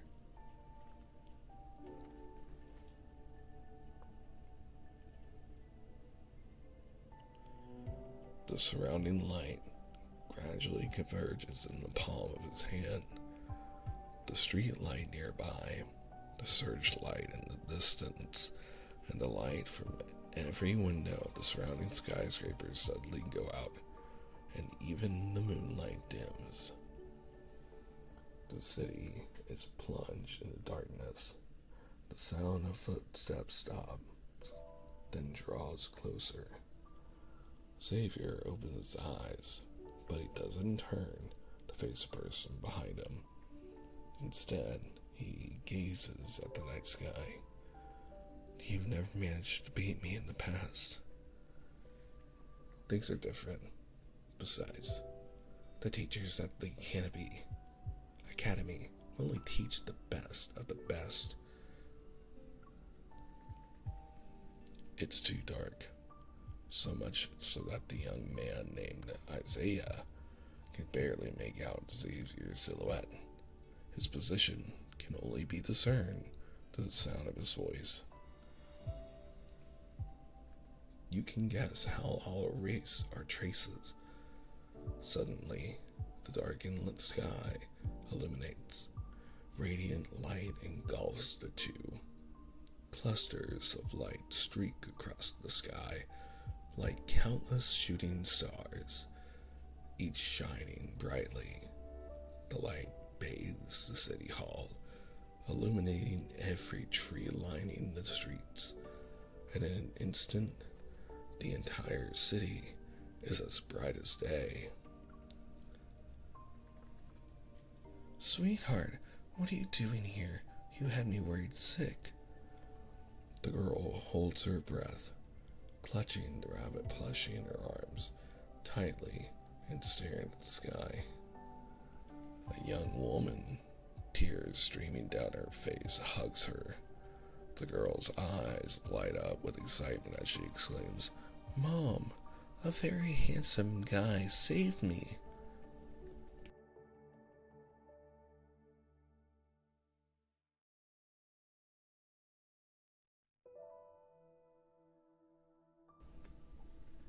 Arthur is jolted awake by an urgent phone call. An explosion has occurred at an abandoned factory in the southern part of Lycon City, where strong traces of evil have been detected.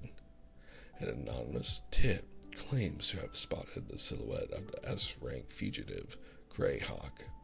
By the time he arrives at the scene, the factory, enveloped in raging flames, has been burnt to a crisp. As for Greyhawk, he is currently lying shivering in the snow, on the verge of being frozen to death. Arthur has a bad feeling about this. Turning to his colleague, who arrived earlier than him, he asks, What happened? What's that guy from your team called? Silver hair, kinda young, doesn't smile much, keeps to himself. The officer ponders for a moment. Is it Xavier? Xavier? Arthur nods, a sense of foreboding creeping into his heart. He was trapped inside. His colleague's voice suddenly falls to a whisper, his gaze fixed on the raging fire. He couldn't get out. The entire city is blanketed in pristine silver, devoid of any sound. The heavy snowfall ceased by dawn, leaving only sporadic snowflakes to flutter onto Xavier's face. The fresh, crisp snow crunches under his boots, each step becoming more heavy than the last. By the time he reaches his home, he can only lean against the wall and slowly sink to the ground. After such a long journey, it's time for a good night's sleep. During that winter, everyone talked not only about New Year's resolutions, but also about the shooting stars that suddenly appeared after the abrupt plunge into darkness. Some speculated it was an explosion of a neutron star millions of light years away. Others suggested it was a reconnaissance aircraft from a neighboring country being destroyed, or a new type of biological weapon. A day later, a team conducts a thorough search of the factory. Eventually, in an abandoned partition on the third floor, they find a police gun designated ST-1101 and some remaining identification documents. Xavier, 23, served in the Bloom Shore Special Task Force of Lycon City. In the winter of 2033, he honorably sacrificed himself during his solo mission to apprehend the wanted criminal, Greyhawk.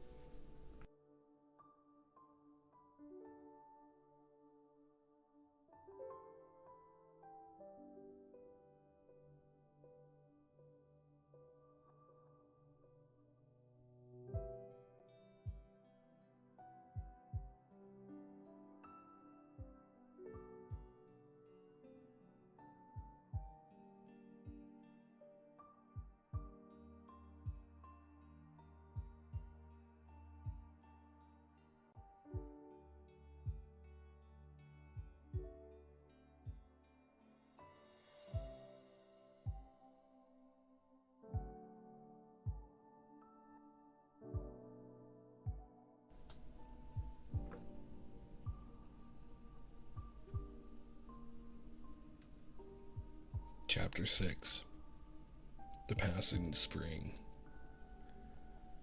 In the year 2045, spring arrives. The day before New Year's Eve, Xavier finds himself in a cemetery on the city outskirts.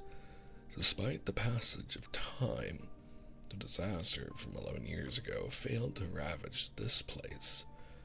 The sun, however, has bleached the granite tombstones white, and the details of the deceased have been obscured by grass and blossoms, but in line with Special Task Force's customary confidentiality, the tombstones bear no pictures or names, only birth and death years, and a string of special police numbers.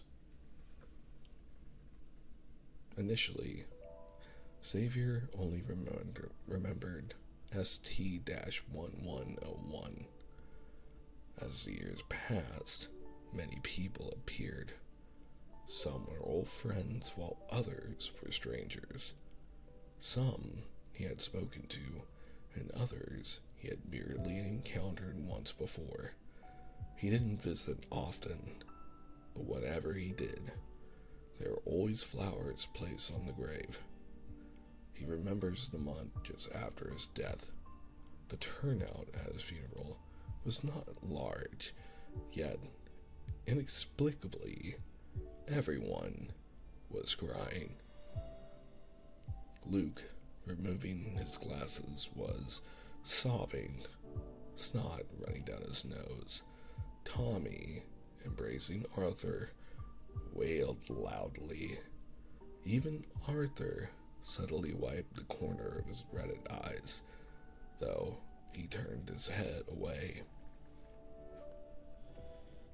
It's a peculiar feeling, as if part of his life is buried beneath the tombstone, despite it being empty.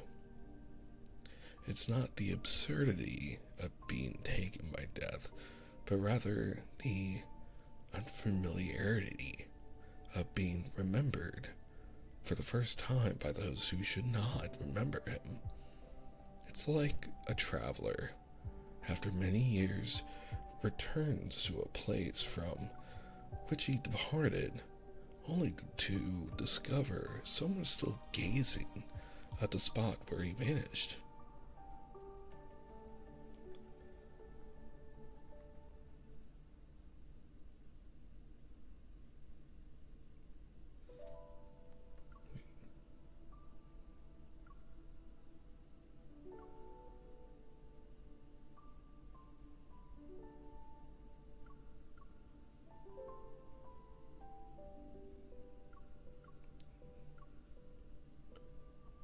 I just don't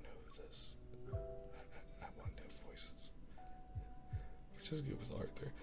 Happy New Year. The florist takes the money. Happy. The florist takes the money and hands him the flowers. Xavier collects his thoughts, expresses his gratitude, and also wishes him a Happy New Year. Within the cemetery, Xavier gently places flowers on the graves of those he respectfully refers to as neighbors. A young girl hurriedly wheels an elderly man past him. He always keeps saying that. Luke this, Tommy that. Oh, and your beloved rookie, Xavier. Upon hearing his name, Xavier turns around. He sees the elderly man in the wheelchair, point at him, his hand trembling.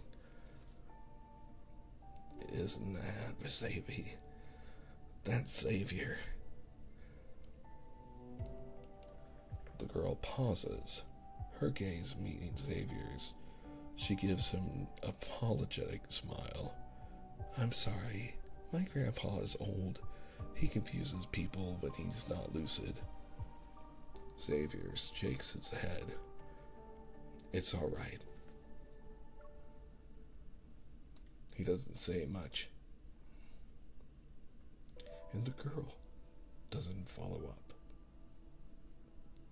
She simply leans into the whisper, something into the old man's ears.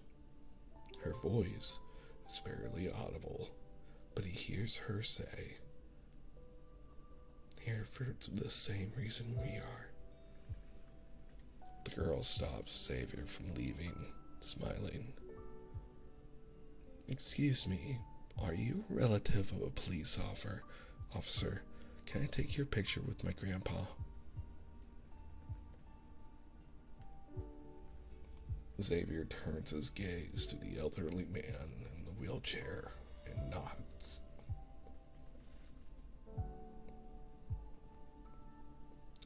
He wheels the old man to the edge of the cemetery, beneath a lone pine tree. As the setting sun disappears, the overlapping shadows of the tree and the people dance upon the age-white brick wall. I may be old, but my memory is as frail as you might think, the elderly man in the wheelchair says slowly. Long time no see. Long time no see. Don't worry, I won't remember you for long. He laughs and coughs, gasping for breath several times. In a few more years, when people ask about Xavier, I'll have forgotten about you. Not far away, the young girl raises her hand, flashing an OK sign. Ready? Say cheese.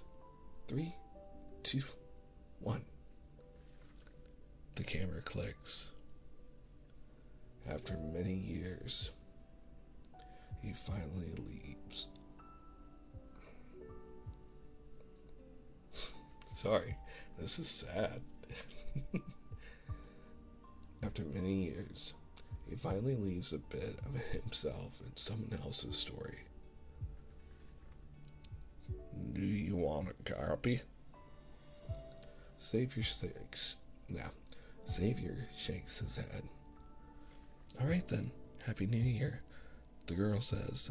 She waves him goodbye and leaves with the old man. Xavier also smiles. Happy New Year.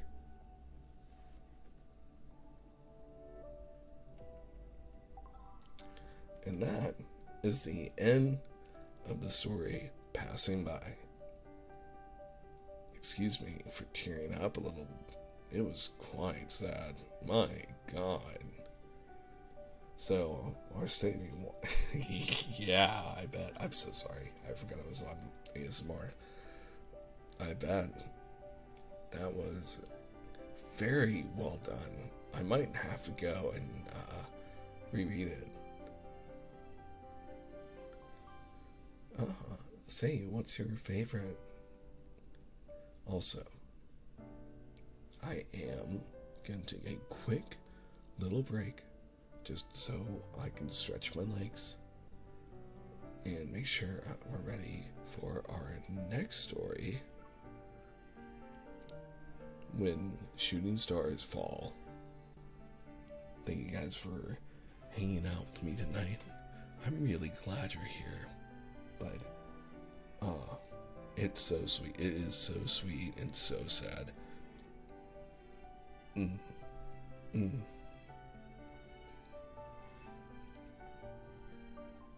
Very well done.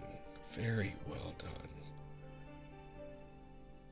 Now, we are definitely going to read this story in just a little bit, but I am going to stretch my legs so that, no blood clots. Alright? We don't believe in that. So, we'll be right back in just a little bit.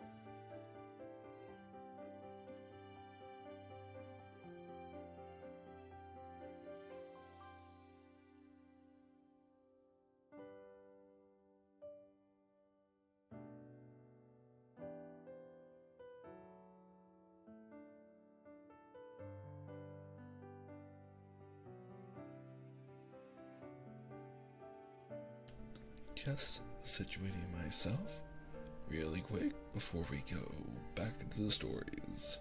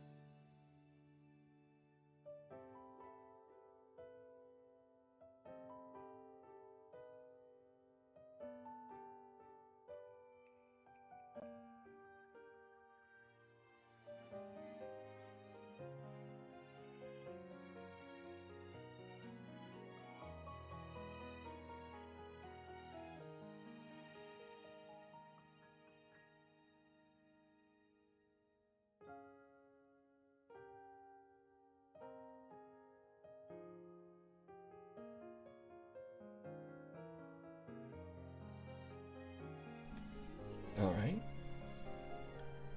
Let's see.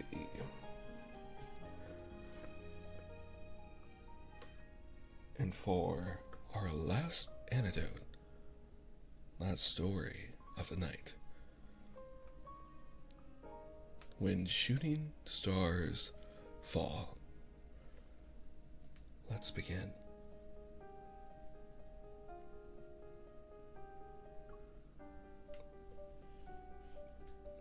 Chapter 1. I'm gonna raise the volume of the song a little bit.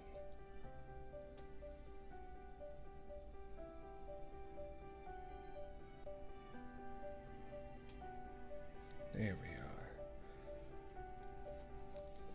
Oh yeah, that's why I went and got a little break. In fact, I'll take a little hydrate just because you asked. I appreciate the reminder.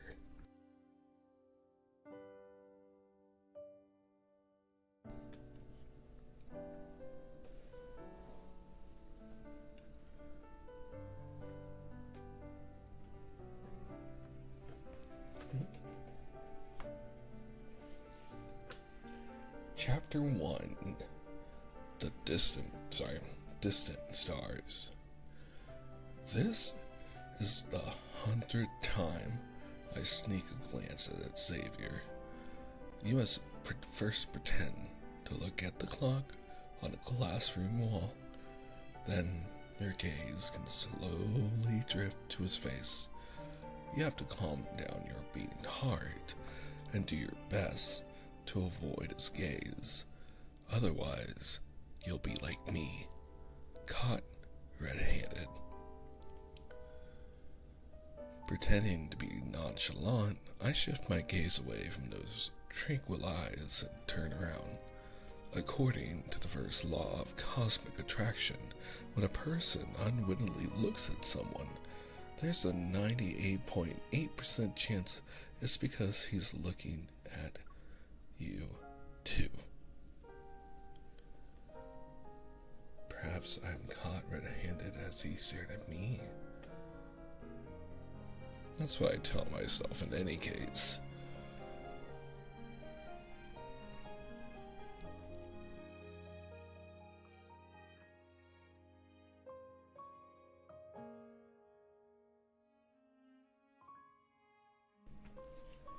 Three years ago, when Xavier first arrived at the academy, it was a rare, sunny day. It was the year 214. 214 years have passed since Philo's birth. It also means 214 years have passed since Earth's demise. Our teachers born during the age of Earth said we had substituted Earth's extinguishing core with a powerful artificial one. This core holds fragmented land masses together, preventing them from scattering into the starry sky. So, aside from more dust, more cloudy days, and cumbersome travel between tectonic plates, our planet is as much different from the earth of years past. My feet have never touched the soil of other places on Phylos. Our plate, where the academy is located, is quite small. Also, unlike us, who were brought here after our evil awakened, Xavier was a transfer student. Perchance, it was the splendid sunshine or something else, but I can always vividly recall the first time I saw him. He was tall, skinny, wearing a white school uniform. His eyes were a shade of light blue, as pretty as the sky that day. Xavier entered the classroom with a wooden sword strapped to his back. He glanced at the seating chart, walked to the last row by the window, and sat down without a word. Serene and precise like light itself. Since then, other than thank you and excuse me, he and I barely talked. I got to know him through my classmates' words.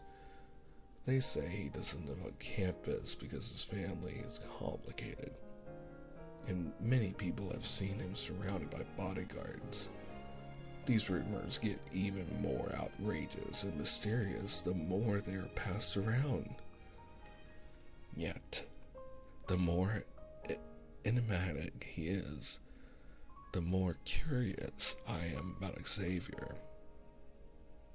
I wish to know his thoughts when he's staring off into space during lecture, what he's listening to when he wears earbuds, where he goes to hone his swordsmanship, and how he's talented in it, and how high his IQ is, because he's always the top of the class despite clearly never paying attention during lecture.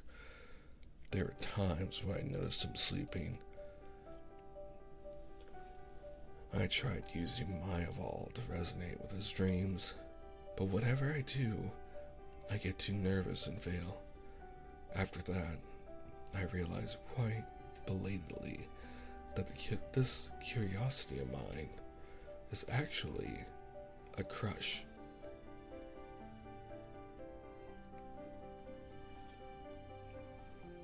I always thought Xavier and I would continue like this, coexisting yet separated by a wall of mist.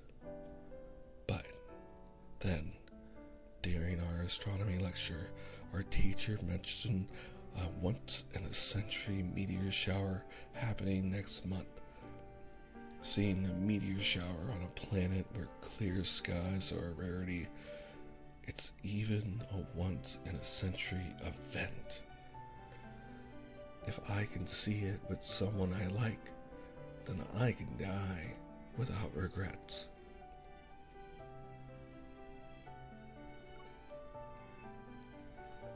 Chapter 2, Gravity.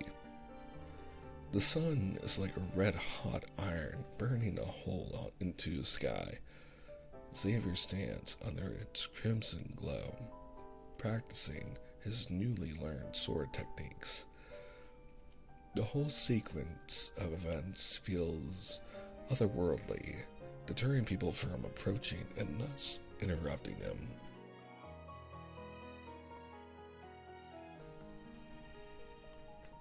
Not too far away, I sit under the porch and hold a wooden sword. As I watch him train, I think about how to ask him, knowing I'll forget the things I want to say. I start writing words in the dirt with my sword. Once-in-a-century events aren't significant for Phylos' denizens anymore. People like Xavier don't experience many centuries. As long as Phylos' core still has energy, their lives shall last forevermore, like the planets. If he learns I'm a person who can't even live to see 100 years, He'll do anything I say out of pity. That would ruin everything. At long last, class ends. I stand up and find my target has disappeared. I look around and eventually spot him in the crowd by the academy's gates. I hurry over, only to witness the rumor firsthand. They aren't clad in all black as one would expect, and they keep a respectful distance away from Xavier. Respectable distance away from Xavier. Still, these people exude an air of oppression. Xavier, with his bag, is at the center of their group. It seems he used to being stared at. The only difference is that, rather than being his usual expressionless self, he appears slightly upset. It's completely different from how he was earlier with the sun set behind him. I know nothing of his past, nor do I know where those people are taking him. All I know is that he's not happy at the moment. Xavier! I shout his name as loudly as I can. Only after it leaves my mouth do I realize it's most likely the first time I have ever called out to him. The evening breeze rushes through the streets. In the sea of people, he turns around, his slightly puzzled expression softens when our eyes meet. I walk up to him, saying a teacher has requested his presence. Then I grab his hand and start running in the opposite direction. As for where we're headed, I haven't thought that far yet. And although I don't see Xavier's expression, his grip on my hand gradually tightens. They're catching up. His voice scatters in the wind. While I'm dazed, Xavier pulls me into a round tower and enters an empty auditorium. The lights are off. He and I are like animals who escaped their cages, breathing in the dark.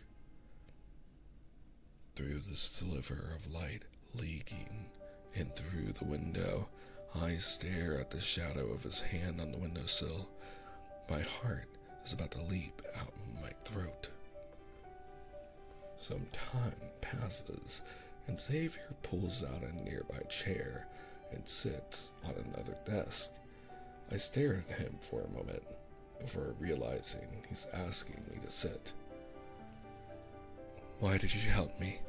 Sitting on the table, he's taller than me by a considerable height amount.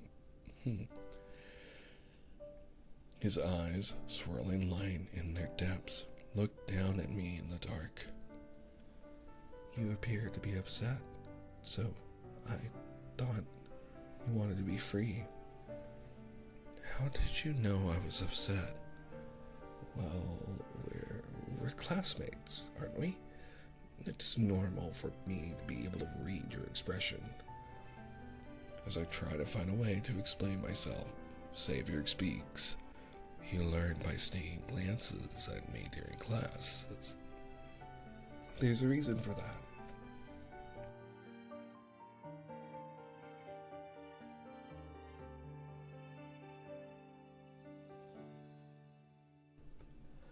Xavier looks at me as though he's expecting an explanation. I wanted to ask, I wanted to invite you to watch the meteor shower at Sky Mirror Salt Flat with me. I heard the lake is very shallow, so when light reflects on its surface, it's exactly like a mirror. It's going to look stunning with the meteor shower. Besides, a once-in-a-century thing. There won't be a next time. It's just another 100 years. For you, maybe, but for me... Huh? It's nothing. You'll... Do you want to go or not? It's truly pretty. I take my chance to invite him. But when I'm met with silence, I can feel my heart fall to the ground with a heavy thud. Xavier's gaze becomes distant. He only responds to me after some time has passed. I can't. Is it because of those... I hesitate, wondering what to call them. People? Xavier appears shocked. Then he nods, without saying a word. I don't force him to elaborate, and observe the way he looks at me. I reach out and poke the corner of his mouth. Don't be sad. I'll just go by myself. I'll bring your wish to the stars when I do. What's your wish? I don't have one. How can someone not wish for anything? Oh, do you want me to make a wish for you? I stand up from the chair and face him. I close my eyes with my hands clasped in front of me, wishing with all my heart. I wish Xavier is forever free to do what he wants. Xavier is done. He asks, what about you? What's your wish? I wish I could be healthy, but I don't even know if wishing on a star actually works. I stay quiet, waiting for the shooting star in my heart to pass before I open my eyes. Suddenly, a flash of starlight appears. I look around, only to see it's actually light from Xavier's hand. It glows in the dark. This shooting star has made a promise to you.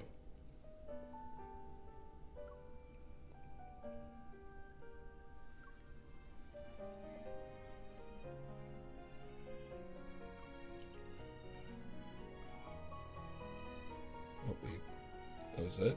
Ooh.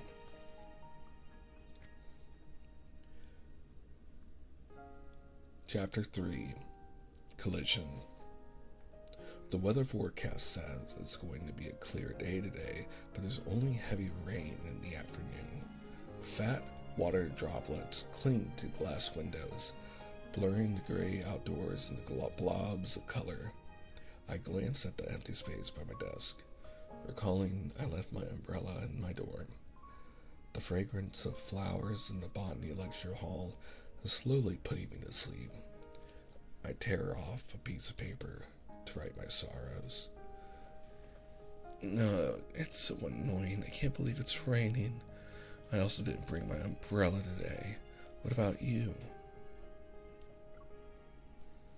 I tear the paper, scrunch it into a ball, and then throw it at Xavier's desk when the teacher isn't looking. I hear 2 swishes before receiving his reply. Ever since that night, something changed between me and Xavier. At first glance, everything remains the same. He's still being protected and leaves the school right when the bell rings. We don't have any interactions outside of school either. It's just I sometimes carelessly walk into those people and then wave goodbye to him. He'd also sometimes poke me in the back and give me one of his earbuds. Or we'd slip notes to each other in class, just like today. However, just as I'm about to look at Xavier's note, a hand snatches it away. I look up to find a teacher staring angrily at me. The classroom becomes quiet, waiting with bated breath. Luckily, he just took my note and told me to be on cleanup duty later.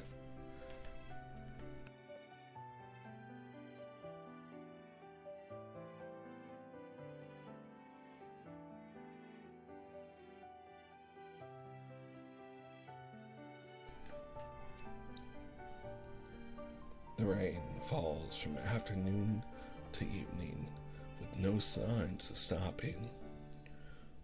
Watching my classmates leave one after another, I pack my things and get ready to start my cleanup duties with the desks and chairs. When I turn around, I notice Xavier sitting at his desk. I rub my eyes, wondering if today is a special day.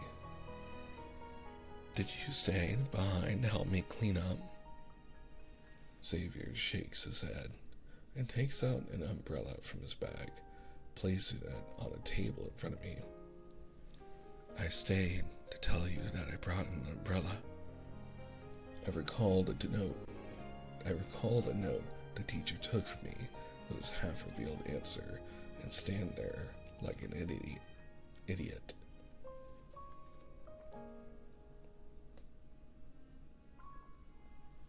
But those people, I look out. Oops, sorry. Let me take a sip of water.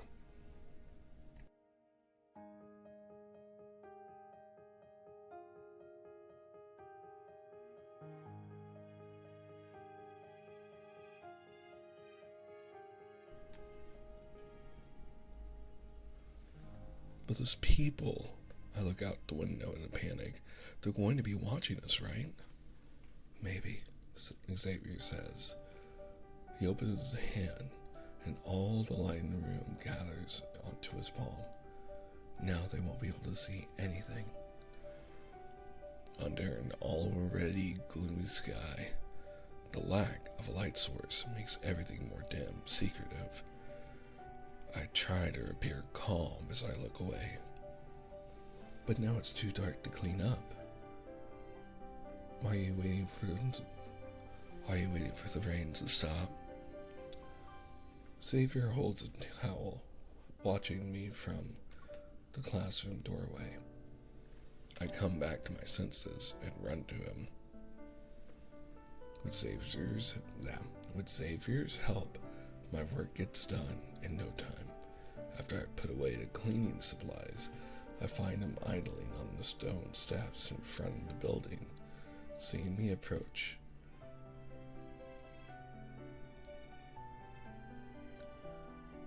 But I'm gonna have to, seeing me approach, he opens his umbrella and says, "Let's go."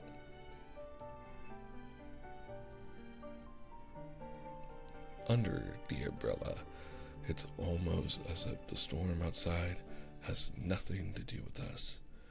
While Xavier listens to me ramble on about the impression I had of him, I notice the corner of his mouth curling up. You're smiling a lot more since we met, Xavier. Shouldn't you have heard that from other people already? Fine, suit yourself, I huff, continuing to walk alongside him. And of course, when silence falls between the two of us, my stomach lets out a loud, long groan. I look at Xavier immediately. He looks back at me with a blank stare. Then there's mirth in his eyes. Do you want something to eat? But it's so late now. Are you allowed to? I scan our surroundings, getting the feeling of being watched by countless eyes. In the dark, looking back at Xavier, he hesitates for a few seconds before he adjusts his grip on the umbrella, shielding us completely from view. He hurries, so I walk faster to catch up with him. We almost end up running.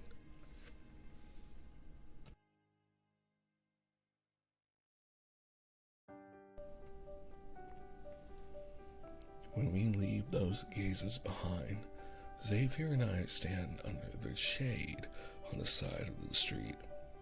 We eat bread as we watch the endless rain. I take a bite out of my bread and glance at Xavier, my gaze eventually landing on the sword on his back. Xavier, can I look at your sword? He's a little confused, but he still takes the sword out of the sheath and hands it to me. All of a sudden, I feel nervous. I wipe both hands on my shirt and take it from him. I run my hand along the wooden sword, feeling every groove beneath my fingertips. Wooden swords aren't sharpened, and Xavier's isn't any different, even though there are countless marks from wear and tear. Anyone can see that the quality of the sword is beyond average. Xavier, why do you like to train so much? You rarely take breaks when you train, and you're always carrying a sword around. It's not like that I like it. Xavier throws the empty wrapper into the trash. It's the only thing I've been good at since I was a child. I give him a confused look, waiting for him to continue. But he doesn't keep talking. Instead, with a glimmer in his eyes, he changes the subject. When did you say the meteor shower was? Next week. Why? Do you want to come with me? I look up at Xavier with hope in my eyes, watching him stand there in silence. He seems hesitant, but within seconds, his expression stiffens. I follow his gaze, my smile fading from my face. A group of familiar men are standing there with us under the shade. They say nothing, but their intentions are clear. Like a wall, the heavy rain is going to separate us. I look at Xavier, but he just stands there, staring at them.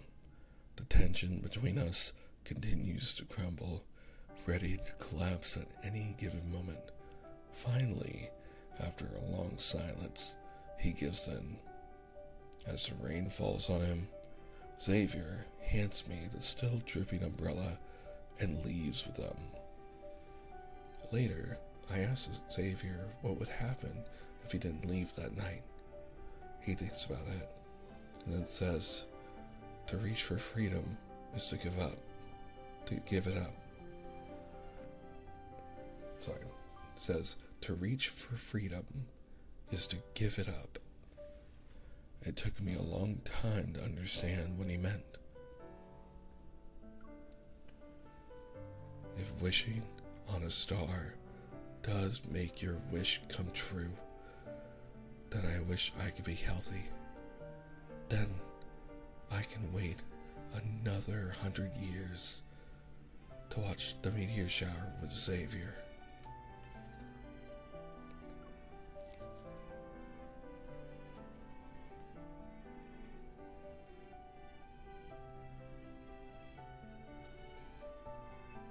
Chapter 4. Friction. I didn't think my heart would start acting up before I could even wish upon a star. The Academy's AC works without any care for the patients, blasting cold air into the room. I crack open an eye to glance at Xavier. It's only then I realize the cold isn't coming from the AC. A single movement of my eyes could break the silence. I haven't thought of how to explain myself yet, so I turn my back to him. I listen to the rattle of the medicine bottle in his hands. It rattles and rattles and rattles and rattles. It's a little irritating, but soon enough, he puts it down with a clack. How long were you hiding this from me if you didn't faint in class today? Don't pretend to be asleep. I know you're awake. His tone is soft, but it makes it all the more difficult to avoid him. I turn around, deciding to face this head on. Where do I start? I thought about how to answer this question. I can tearfully recount the story of my birth, or I could say, it's a rare birth. Defect, and there's nothing we can do. I just never thought my words would turn into incomprehensible mush by the time they reach my mouth. I stumble through my explanation.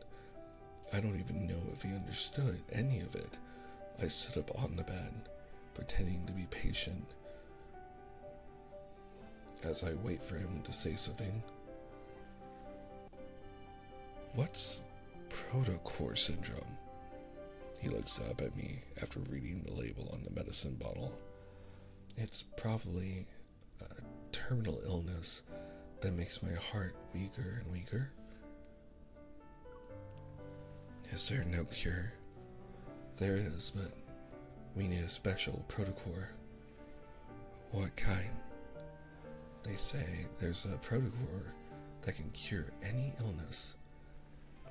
Xavier doesn't respond, but I can see his eyebrows scrunch up and his eyes dancing across the room. Fearless is huge. It will take ages to find it. Don't worry, I'll be alright for now because of the medicine. Besides, maybe a miracle might happen and I'll be cured.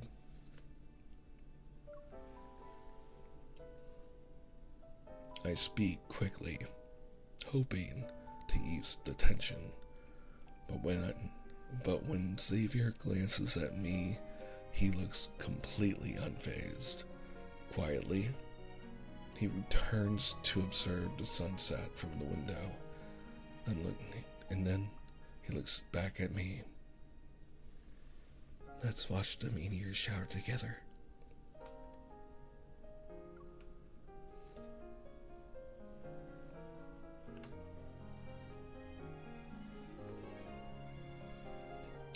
Chapter 5. Incineration. The late autumn wind blows away the last of the humid summer, carefree in its passing. It has almost been 24 hours since I last slept. I lie in a bed, tossing and turning, unable to steady my restless heart. I can only wait for the darkened sky to light up again, and then wait for the brightened sky to darken once more. Then, my alarm rings in the early hours of the next morning. The train ride is bumpy. After it stops at the station, I'm still a long way from Sky Mirror-Salt Flat. As I walk, I go from a stroll to a run, running across the moonlit slope and through the winding path. I finally see the mirror-like lake that's akin to a shard of a dream. And standing in the center of the flat, underneath the still starry sky, is a familiar figure.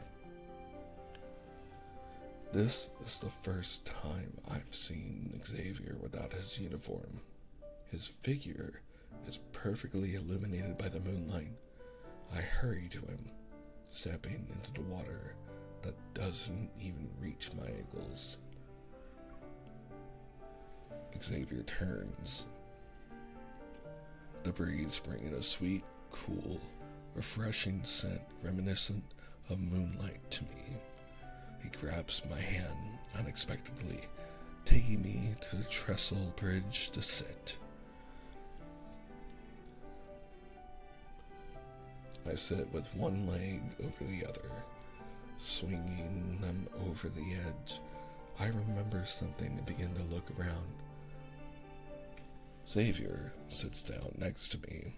Then, as though he can read my mind, he says, "You don't have to check. They're not here." "Truly? You got rid of them?" "Yes." I vaguely sense Xavier's gaze being a little evasive, but quickly his eyes become even brighter from the light reflected on the ground.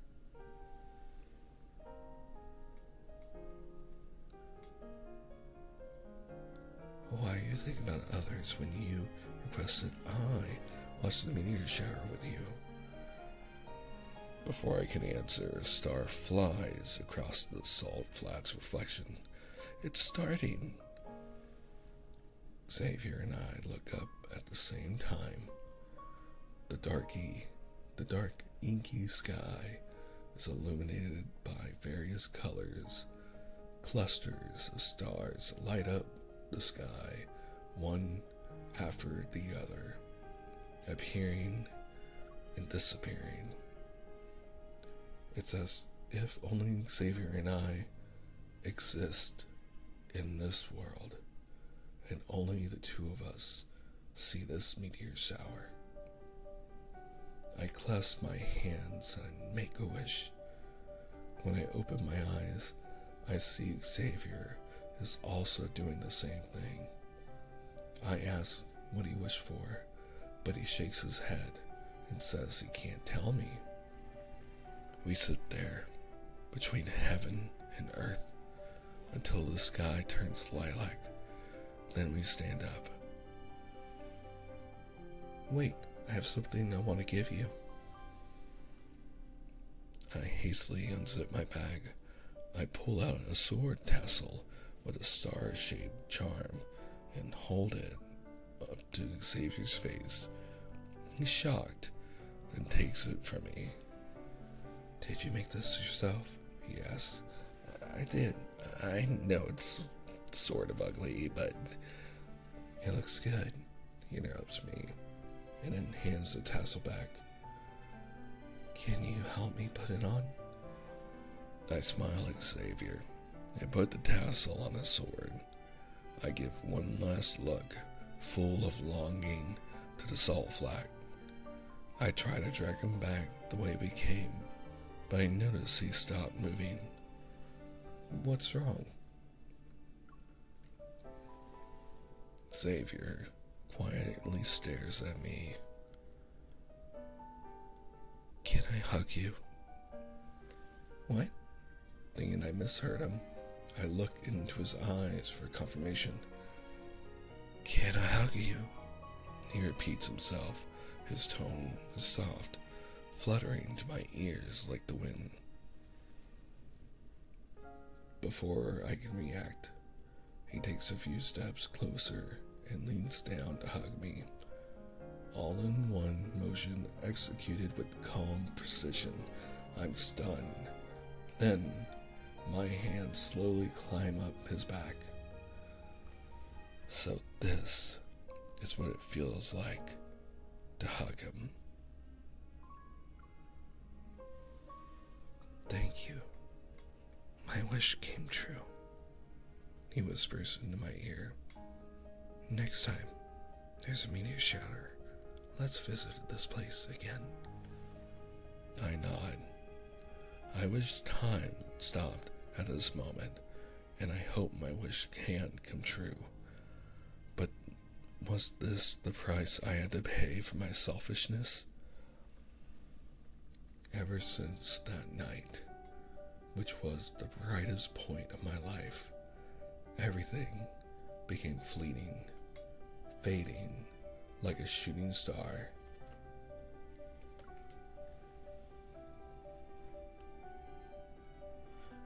Chapter 6, Stardust Trail.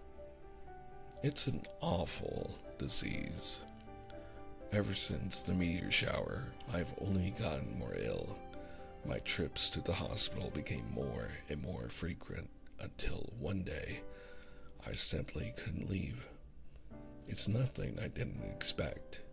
It's just I didn't expect it to be soon. What exactly surprised me was that I never saw Xavier again. He just disappeared without a trace. No one knew where he went.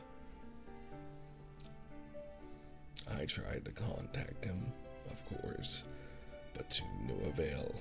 1, 2, 3 days pass and I get more and more anxious, just as I sneak out of my room with barely enough strength to leave the hospital room. I recall what he'd said about how reaching for freedom is to give up. Did he lose his freedom when he went to watch the meteor shower with me? I lie on the hospital bed every day, tossing and turning, deep in thought like the night before the meteor shower. but the sky doesn't light up any quicker with my dark thoughts. Likewise, no matter how much I think about Xavier, he doesn't appear. Even if I am stupid, it's hard to miss the fact that my days are numbered. I can tell from the look on the nurse's face whenever she comes in. Besides, this withering heart is mine. Exactly 1 month after the meteor shower, I forced myself to sneak out of the hospital and return to Salt Flat, even if it's for that promise. I have a feeling he'll be there. It's amazing to hear the salt crunch beneath my feet. Despite it not being too long ago, I was able to run and jump the last time I was here. I sit on a trestle bridge for a long time, longer than I did on the night I watched the meteor shower for Xavier. After all, there is no next time. Just as I prepare to leave, I see a star reflected in the distance. It hangs on the pommel of a wooden sword, swinging this way and that. It's Xavier. He's running to me.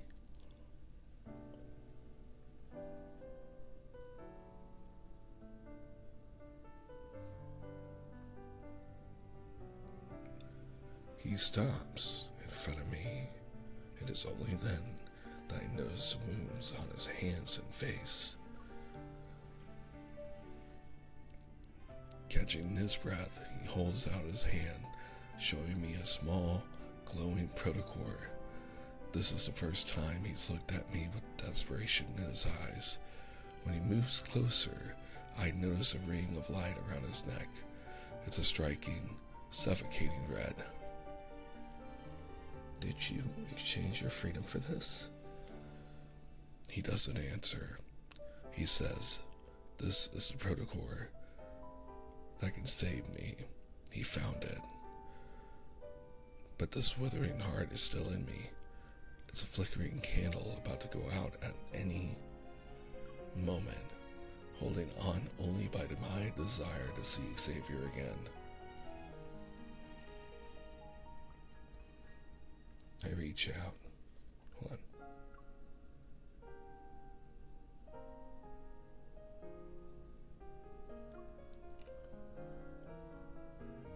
I reach out and touch the wounds on his face. Some of the blood has already dried. I don't understand why Xavier is so calm and clever, would risk his life without a thought. He's willing to dive headfirst into danger for this dying heart of mine. It's too late. I want to touch Xavier's neck, but I only grab air. Return the protocore to where you found it, alright? Xavier doesn't say anything. He clutches the protocore until his knuckles turn white.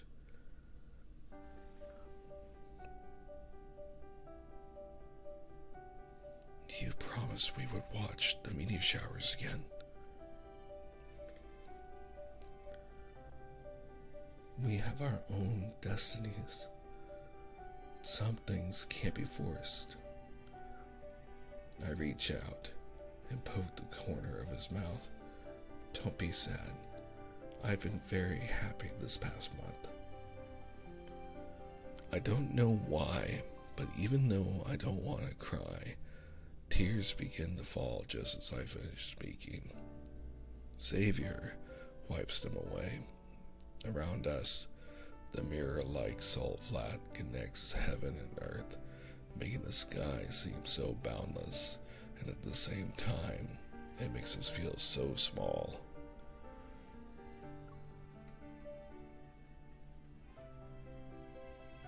Talk to me. I point at this space beside that. I point at the space beside me, letting him sit a little closer. His gaze softens. After a while, he relaxes his grip on the protocore, letting it fall to the ground, and sits beside me.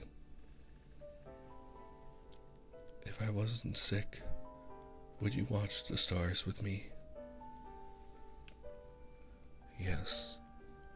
Xavier puts his arm around me, letting me lean on his shoulder. Not just the stars. I'll show you the mountains. I'll show you the mountains and rivers, the sun and the moon. We'll see them together. Okay, but not the mountains. Hiking is a lot of work. I don't want to. No matter what happens, I'll be by your side. And no matter how long you rest, I'll wait for you. Alright, since you insist, I'll just have to agree. Leaning on Xavier's shoulder and dreaming of a disease-free future makes me happy. I feel my strength gradually disappear. I use whatever I have left to look up at the sky.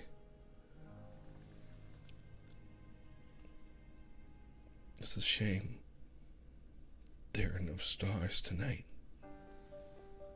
There's one.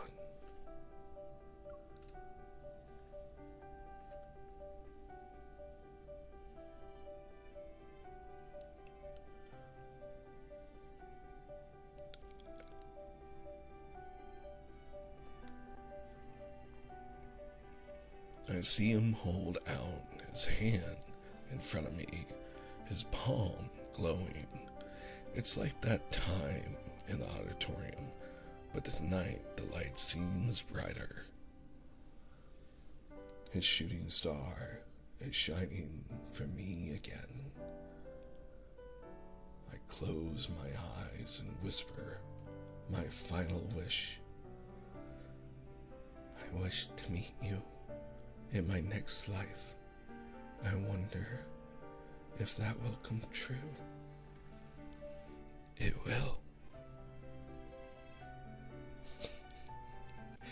Oh, you guys. Let me take a sip of water.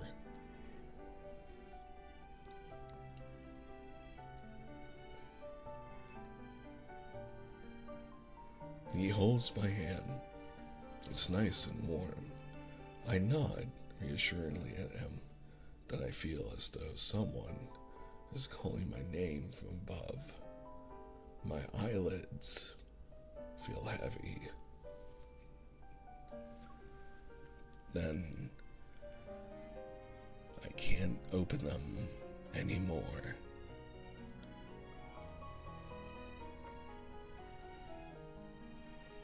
In the final moments of my life, I feel like I'm being held. I hear sounds similar to stars burning in the sky, one after the other, as if another brilliant, grand meteor shower has appeared. With the scent reminiscent of the moon, a warm, gentle voice reaches my ear like a shooting star. No matter how many times it takes, no matter where you are, I will find you.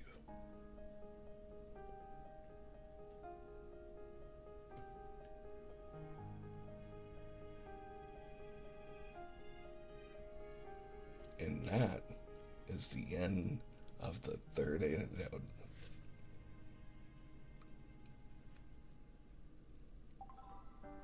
So beautiful. Also, I did time that with the music. Sorry, I need to get back to ASMR mode. I do apologize. I did use the music on purpose. I was a musician, so I know how to keep pace. Sorry, y'all. I hope you all enjoyed our stories tonight. What was your favorite anecdote? I think mine.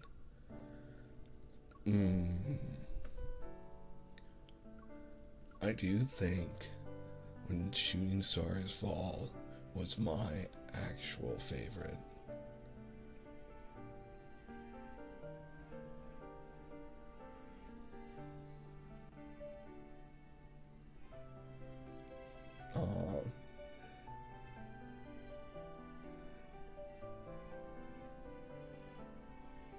Little Prince. That's my contact name for him for a reason. Oh. Also, Arya, hello. Good to see you. But yeah, no, I actually play this game, and I do like it a lot. I'm actually trying to play through the entire game. The game is absolutely amazing. The story is well written. The music, as you can see, is wonderful, as is the art. 10 out of 10 would recommend.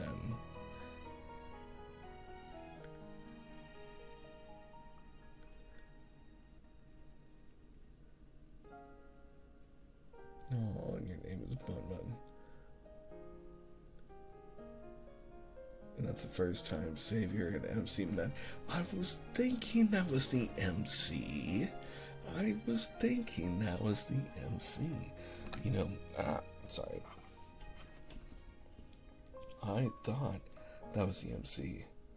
I didn't know, but I was pretty confident that was the MC. Honestly, very well done. Oh my gosh. You know, I think I cried or was on the verge of tears more in these stories than I was in Zane's. And, oh, I didn't catch the ads in time over on Twitch. Whoops.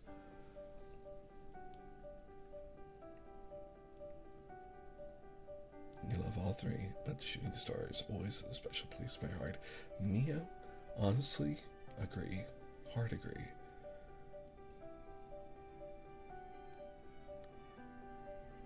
You still say Xavier's second anecdote was your fave. You know what? Understandable. The ending was fantastic. The middle got a little muddy for me, just because there's a lot of people, but I want to go back and read it, because I want to understand it, because it's super well done.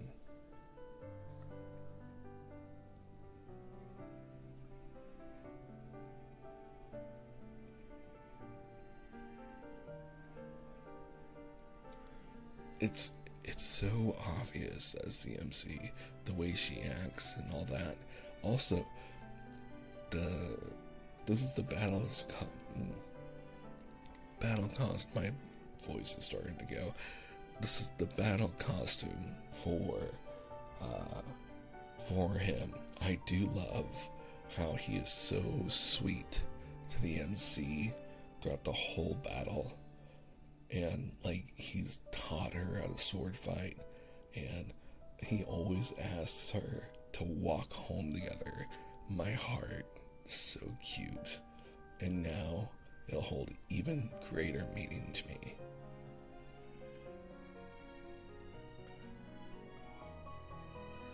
I am hoping to get everyone's standard myth.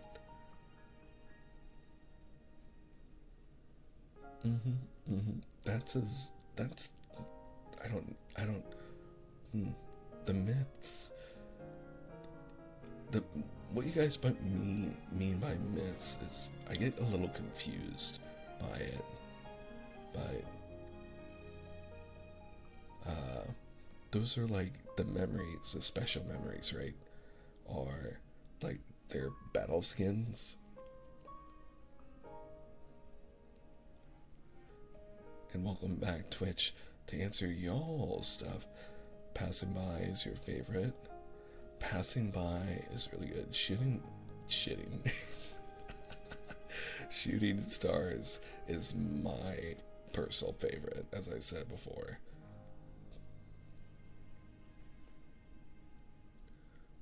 This game is a lot more than it seems.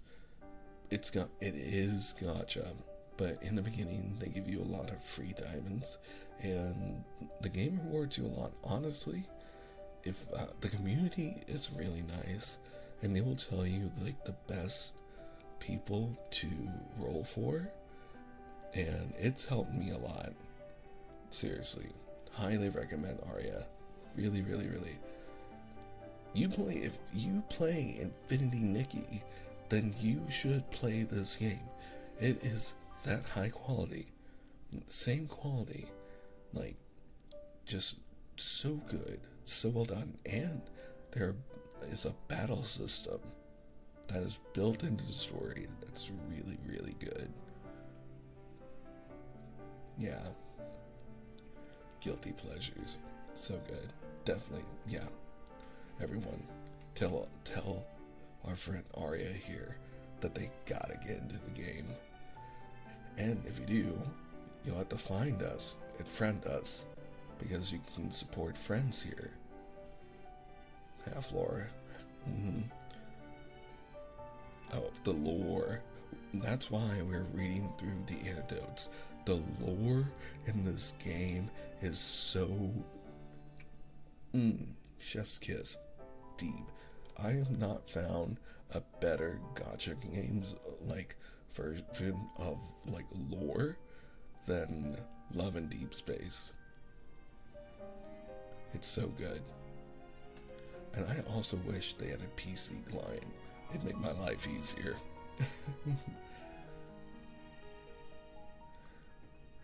Exactly. And we have in our Discord community, we have a Love and Deep Talks where people talk about battle mechanics, the best way to fight, what you should look for, really, for kind of becoming like a resource depot for it, which I love. I love that you guys have been wanting to talk there. It's really nice. It makes me really smile. Tama, oh my god, Tama, you missed out on the Cry Fest. I was actually going to come crying to you after stream and going like, why did you not warn me that Xavier, the sweet puppy dog boy, had met the MC in the past and she died in his arms? Which, to say, this brings Xavier up. It goes up the tier list. It's now, so far, what is it? Zane at the top. Then, I think Caleb's all the way at the bottom. Then we have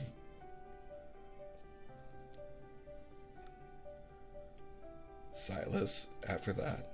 So starting from the bottom to the top, we have Caleb, Silas, Raph, Xavier, and then Zane.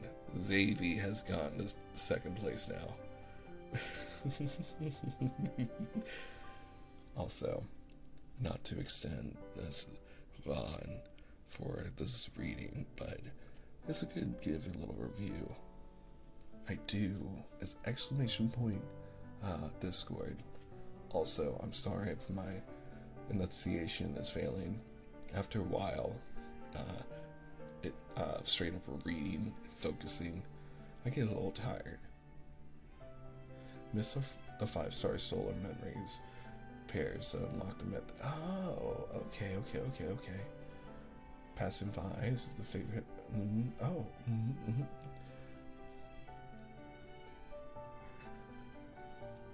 That's your favorite one? Okay. Arya, it's so good. Yeah, everyone on YouTube is trying to tell you to get in Arya.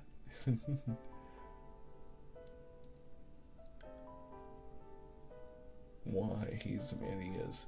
That's so cute.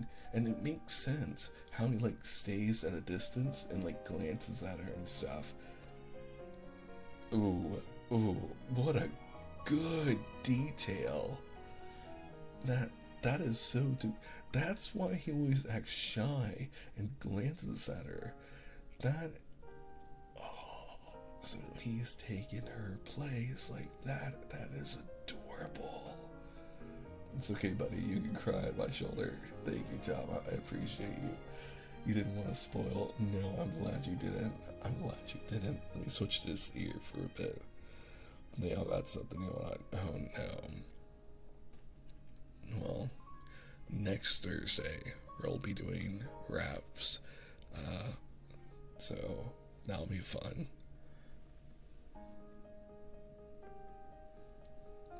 Not Chris just reading your tier list. Hey, tier list buddies.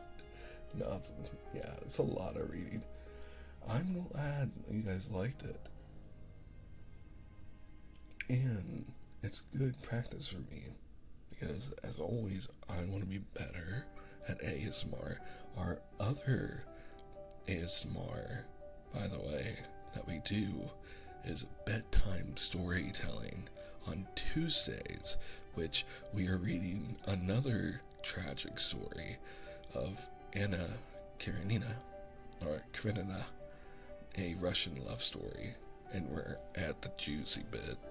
So, if you want a little different experience, but you want to like experience some literature, you come join us there as well. Yeah, I'm excited. I'm also excited to play Xavier's route. I think we're playing Ralph's route right now. In the main story, I believe he won. No. Yeah, we're playing Ralph's route right now, I believe. Hold on, let me check. Sorry for the change in... Hello, Raph. Yeah, we're playing Raph's route right now.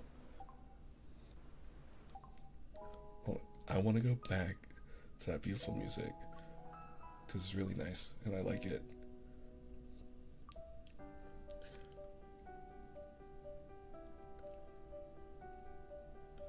We'll have to do a follow-up once you get more lore.